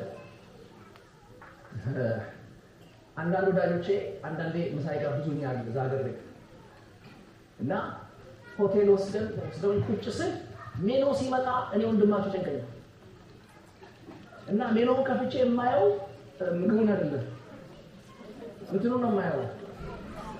አዎ ምክንያቱም ወንድሜን ጉዳ እንዳላስበላ ኩኩባ እንዳላስበላ ይጨንቀኛል እና በጣም ቀርቦ ሆነ ግን ስንት ይዘሽ ያገለዋል ይሄን ያህል ይዣለሁ ሲለኝ ፈታላል። የመክፈል አቅሙ ሲገባኝ የማዘዝ ነፃነቴ ከዛ ቀበቴና ላላለው ኮቴ ወንደላ ያለው ከዛ ዋጋ ላይ ዲያልኩና ምን አለው ከምን ነኝስ አየ ይሄ ኮንፊደንስ ከየት መጣ ካልከኝ ከብራዘር የመክፈል አቅም ነው። ስለዚህ እግዚአብሔር ፊት ሽሙክ ያላችሁት የሰፈራችሁ ሰው ስለመሰለ ልኩ ይግባችሁ። አሜን። እናንተ ለመርዳት የሆነ ገብቷችሁ ልኩ ባይገባም ጌታ ቆይስ አንድ ተቋት እኮ ባለች እሷ እስክትወጣ መስጠብቂኝ አይል ኤልሻዳይ ነው። ሁሉን ቻይ ነው። ልኩ ይግባችሁ። ተዋረዱበት በስሙ። ለዚህ እኮ ነው በቃ ይቆራል በአምላኬ በተንኳቸው አንድ ሆነ መጡ 7 ቦታ ይገርመኛል። ብቻውን ቀጭኖ ነው ትልቅ ጎልያድ ያባራል። ሁሉ ጎልያድን አይቶ እያማተረ ወደ ኋላ ሲሄድ እሱ እንደው አንተ ልክ አይሳትባችሁ ይሄን አይደለም ገልጣ ጨፍነን ብትወራው አታውቁም። የሚገርም ነው። ትልቅ ችግርን እንደ እድል የሚጠቀም ሰው ነው። እግዚአብሔር እንዴት ይወደኛል ይላል ጎልያድ ሲል ምን ነው ሲል ይሄ እኮ ሀገር የመጠበቀ ጥያቄ ነው። እኔ በመለሰው እኮ የአገር አንገት ተገዶ ያየኛል። እግዚአብሔር ይወልድ ክብር የሚሰጥህ በመለስከው ጥያቄ ልክ ነው። የወረዳ ተመለስ የወረዳው ልክ ነው። የቀበሌ ተመለስ የቀበሌ ሊቀመንበር ነው የምናደርገው። በመለስከው ከሆነ ሹመት ከፍ አድርገህ መልስ እንጂ አሜን ነው። በአምላክ ቅጥ እናደርጋለን እዘናለሁ። ቅጥር እኮ ብዙዎችን የመለሰ ተግዳሮት ነው። ዳዊት ግን ቅጥር ሲያይ ከጀርባ ያዩ ወዲህ አይቀሩ ከጀርባ ያዩ ወዲህ አይቀሩ። አሜን። ይሄ በጣም እንደመዝጊያ ይጠቅመኝ። በጣም አንድ ታሪክ ልደራችሁ። በሱ ታሪክ የኃይሉ ታላቅነት ይጨርሳለሁ። አንድ ወንድም አለ በጣም እንደሱ አይነት 10 ወንድሞች ጌታ በያለው ቢሰጠን ጉድ ነው ማለት ነው። በርጠለሜዎስ ይባላል። የሚደንቀኝ ሰው ማየት አይችልም። የውስጥ አይኑ ግን ይበራል። ለምሳሌ እንደዛ አይነት ሰዎች ያላቸው ክፍት የሥራ ቦታ መለመን ነው አይደል? ሌላው ዝም ብሎ በየሰፈሩ እየተናበረ ሲለምን እሱ ቤት ላይ ይመጣል። የከተማው ዋና በር ጋር ነው በሊዝ የወሰደው ተቆናጥሮ። አንተ ቤት ከመምጣት ተገደለ እዛ ጋር ሁሉም ስለምትመጣ አንድ ቦታ ሁላችሁ የምትገኙበትን ቦታ ያለ የበራ አይን ማለት ነው። እና ያው የዛን ዘመን ከተሞች ስማቸው ይትልቅ ነዋሪው አነስ ያለ ስለሆነ ያቃቸዋል። በአሰጣጥና በኮቴና በልባቸው ርህራሄና ጭካኔ ይለያቸዋል። የአምሳ አለቃ ኮቴ ያውቃል፣ የሻለቃ ያውቃል፣ የሚሰጥ ያውቃል። አንዳንድ ክፉ አለ ኮቴ አጥፍቶ ያልፈዋል። እሱም ያውቀዋል። እና ሲለምንህ እንደ መስጠት አቅም ነው። አምሳ አለቃ ከሆንክ በደሞዝ ስለሚጠይቅህ እንትን ነው። አንድ ቀን ግን የማያውቀው ኮቴ መጣ። ጆሮውን ጣል ሲያደርግ ኮቴ ያለ አያውቀውም። ብድግ ብሎ አይኔ ለይ እናንተ ልታውኝ ነው ማላችሁ አልጀመረም። ያኖረውን ግን ማለት የለቀቀው የሚለምነውን ለማወቅ እያለፈ ያለውን ማወቅ እንደሚቀር የኃይሉ ታላቅነት ምን እንደሆነ መረዳት እንዳለበት ስለገባው ከመለመን አልጀመረም። እጁን መዳበስ ጀመረ። አንድ ወረኛ ሲፈልግ እጁ ገባለት። ልቀቅ አለቀ። ምን ፈለግ አውራኝ ምን ማውራ ማን ነው ያለፈ ያለ ለምን ፈለግከው ሲል የሚለምነውን እንዳውቅ ተራ እንዳለምነው ትንሽ እንዳለምነው በልኩ እንደለምነው ማን ነው ልቀቀኝ አለ። የዳዊት ልጅ ያልፋል አይበቃም። ስንት አለ ስንት ይቆጥራል ስንት ይለካል። ምንም አይለቀዋል። ጨጓራ ያድሳል፣ ኩላሊት ያድሳል፣ ተቀዱ የሞታ ሬሳ እንደገና ይመልሳል። ምንም አይረጋው እድረብሻው ቀብራ ሰናክሎ ምናምን አረኳስ አላ አረንዶ በዛ ሰፈራችን ያለ ስለመጠመቅ ያለ አንተ ያው ይቀርማ ጭቃ ቀባውና ተለቃለቃለው። ኦሪጂናል አይን ሰጥቷል። ታውቃላችሁ የሚያገር ሎካልና ኦሪጂናል የሚባልቀ ጌታ ኢየሱስ ሎካል ይሰጣቸዋል፣ ኦሪጂናል ይሰጣቸዋል። ሎካል የሚሰጥ አይን ይዘህ ተወልደህ ጠጅ ቤት ስትደባደብ በቦክስ ካጠፉብህ የተሰጠህን ያጠፋኸው ዳረስ አድርጎ ይጠግብልሃል። ይሄ ግን ሲወለድ ከፋብሪካው የተረሳው። ስለዚህ ኦሪጂናል የሚያስፈልገው በአጋጣሚ ደግሞ እዛ የሚገጣጠመው ቴክኒሻን ሰፈር መጥቷል። እዛ የሚገጣጠመው ከጭቃ ላይ እንዳው የሰራ አንድ ኦሪጂናል ቁጭ አለና ትውሎ ኦሪጂናል ጭቃ ከተተለተና ሂድና ተለቃለቃ ምን ባይ ይሄን ሲነግረው እንደዚህ ነው ነገር አለ። አዎ አመሰግናለሁ ብሎ መዝሙር ቀየረ። በዘመኑ ለምኖት የማያውቀው ለምን ልኩ ሲገባው ጸሎት ይካፈል የዳዊት ልጅ ሲል ሰይጣን የሚቆጣው አውቀስ ጸልይ ገመተ ጸልይ ተዋት ለፍልፍል ተንቀጥቅጣ በቃ ተንቦጫቃ ተዋለች። ዝም በል እንዴ አይን የሚያድል እያለፈ እኛ ታውረን ጭራይ ዝም በል ካልተፋቀን ዛሬም ዝም በል ራሳችሁ ዝም በሉ።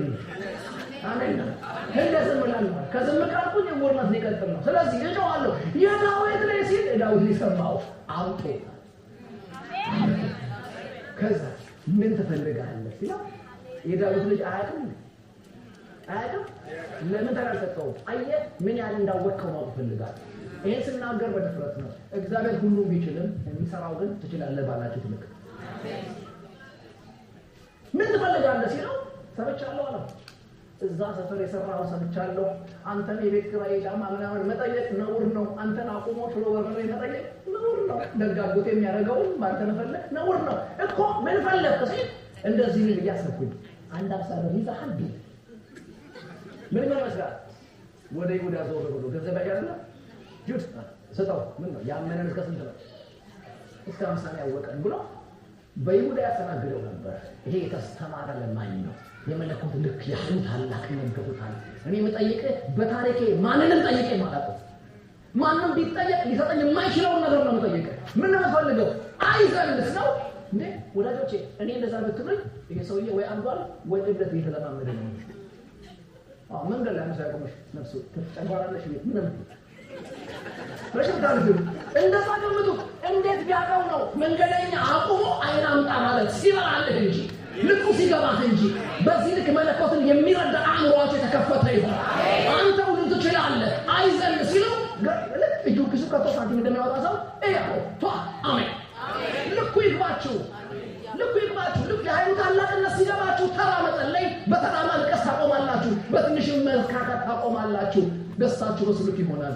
ልኩ ስታውቁ በልኩ መለመን ታውቃላችሁ። እግዚአብሔር የሚገለጠው ባወቃችሁ ልክ እንጂ በለቅሷችሁ ልክ አይደለም። ብዙዎቻችን በልኩ አንጸልይም። በችግራችን ብዛት እያለቀስን አንጀቱን መብላት ነው የምናስበው። ወዳጆቼ ጌታው የማልፍበትን መከራ ምናምን አታይም ብትሉት በዚህ አንጀቱ የሚላወሰው ደጋጎታችን በችግር ድርድርና ሜኖ ልቡ የሚላወስ ጌታ የለም። ጌታ የማያዝንበት ስትይው አይደለም ጌታ ምን ይሳናል አንተ ሁሉን ቻይ ነህ በሞት መካከል እንኳን ቤት በአንተ ከኔ ጋር ነህ ክፉን አልፈራም ስትለው ይመልስልሃል እሱ በቀኔ ስሜን አውቋልና እጋርደዋለሁ በእኔ ተማምኗልና አስለዋለሁ ለምን አሳልከው አወቀኝ ለምን ጋበድካ ተማመነችኝ አለቀሰች አይልም ነፈረቀች አይልም አመነችኝ ነው የሚለው ይሄነት ይግባባችሁ ወይ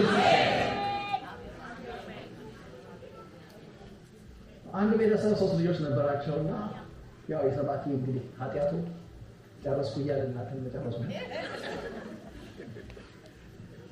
እና አንደኛ ወንድማቸው ሄዳቸው ችግር አለው እግሩ ላይ እና ድንገት እነሱ ገበሬ ማህበር የኢየሱስ ክርስቶስ ሊያስተምር እንደገባ ወሬ ደረሳቸው ተጠቃቀሱ ወንድሞቹ በልበል ይሄ ግብኛ ያለው ሰውዬ እኛ ሰፈር መጥቷል አንተ ግደኞች ነን እንዳያመልጠን ብለው እየተጣደፉ በቃሬዛ ይዘው ሲሄዱ እንደዚህ አምኖ የሚሉ ሰዎች ሲጣይ ተናገሩ በበር ሲሄዱ ስንት ወረኛ እኮ በበሩ ገብቷል ያመኑ ብቻ ተመርጦ ይዘጋል ይሄ በር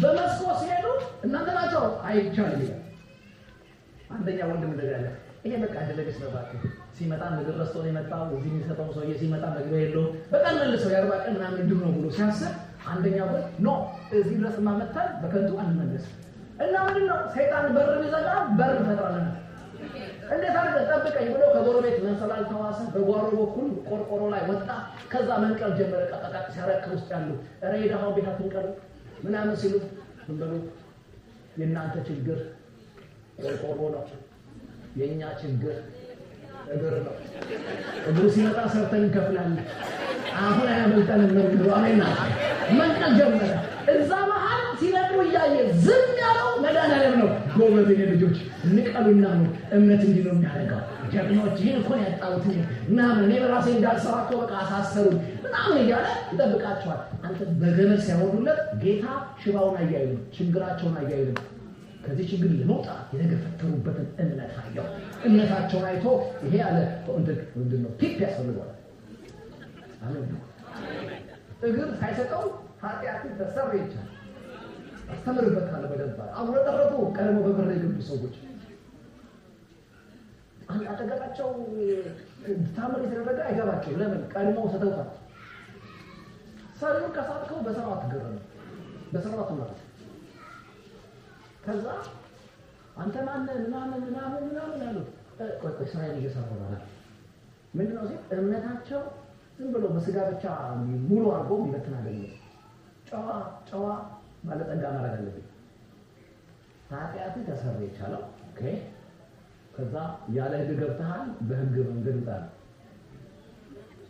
ውስጡ ደና እና እንደዚህ ያለ ነው ጌታ ለምንድን ነው ግን ፈውሱን ከኃጢአት የጀመርከው ሲል ሰው ሃርድ ኮፒውን የሚያንቀሳቅሰው ሶፍት ኮፒው ነው አሁን የውስጡን ኃጢአት ሳላከም እግር ብሰጠው በእኔ እግር ጠጅ ቤት ነው የሚለው በእኔ እግር ሄዶ እንዳይዘፍን መጀመሪያ አሜን ነው ወደ ኃጢአት የሚነዳው ውስጡን ካከልኩለት እግር ብሰጠው ባይደስተጋ ይቀር ዳርቻ ይቀር አዳር ጥረት ያሳድዳል በጌታ በኢየሱስ ስም የሰማነው በልቦናችን ያሳድርልን ሃሌሉያ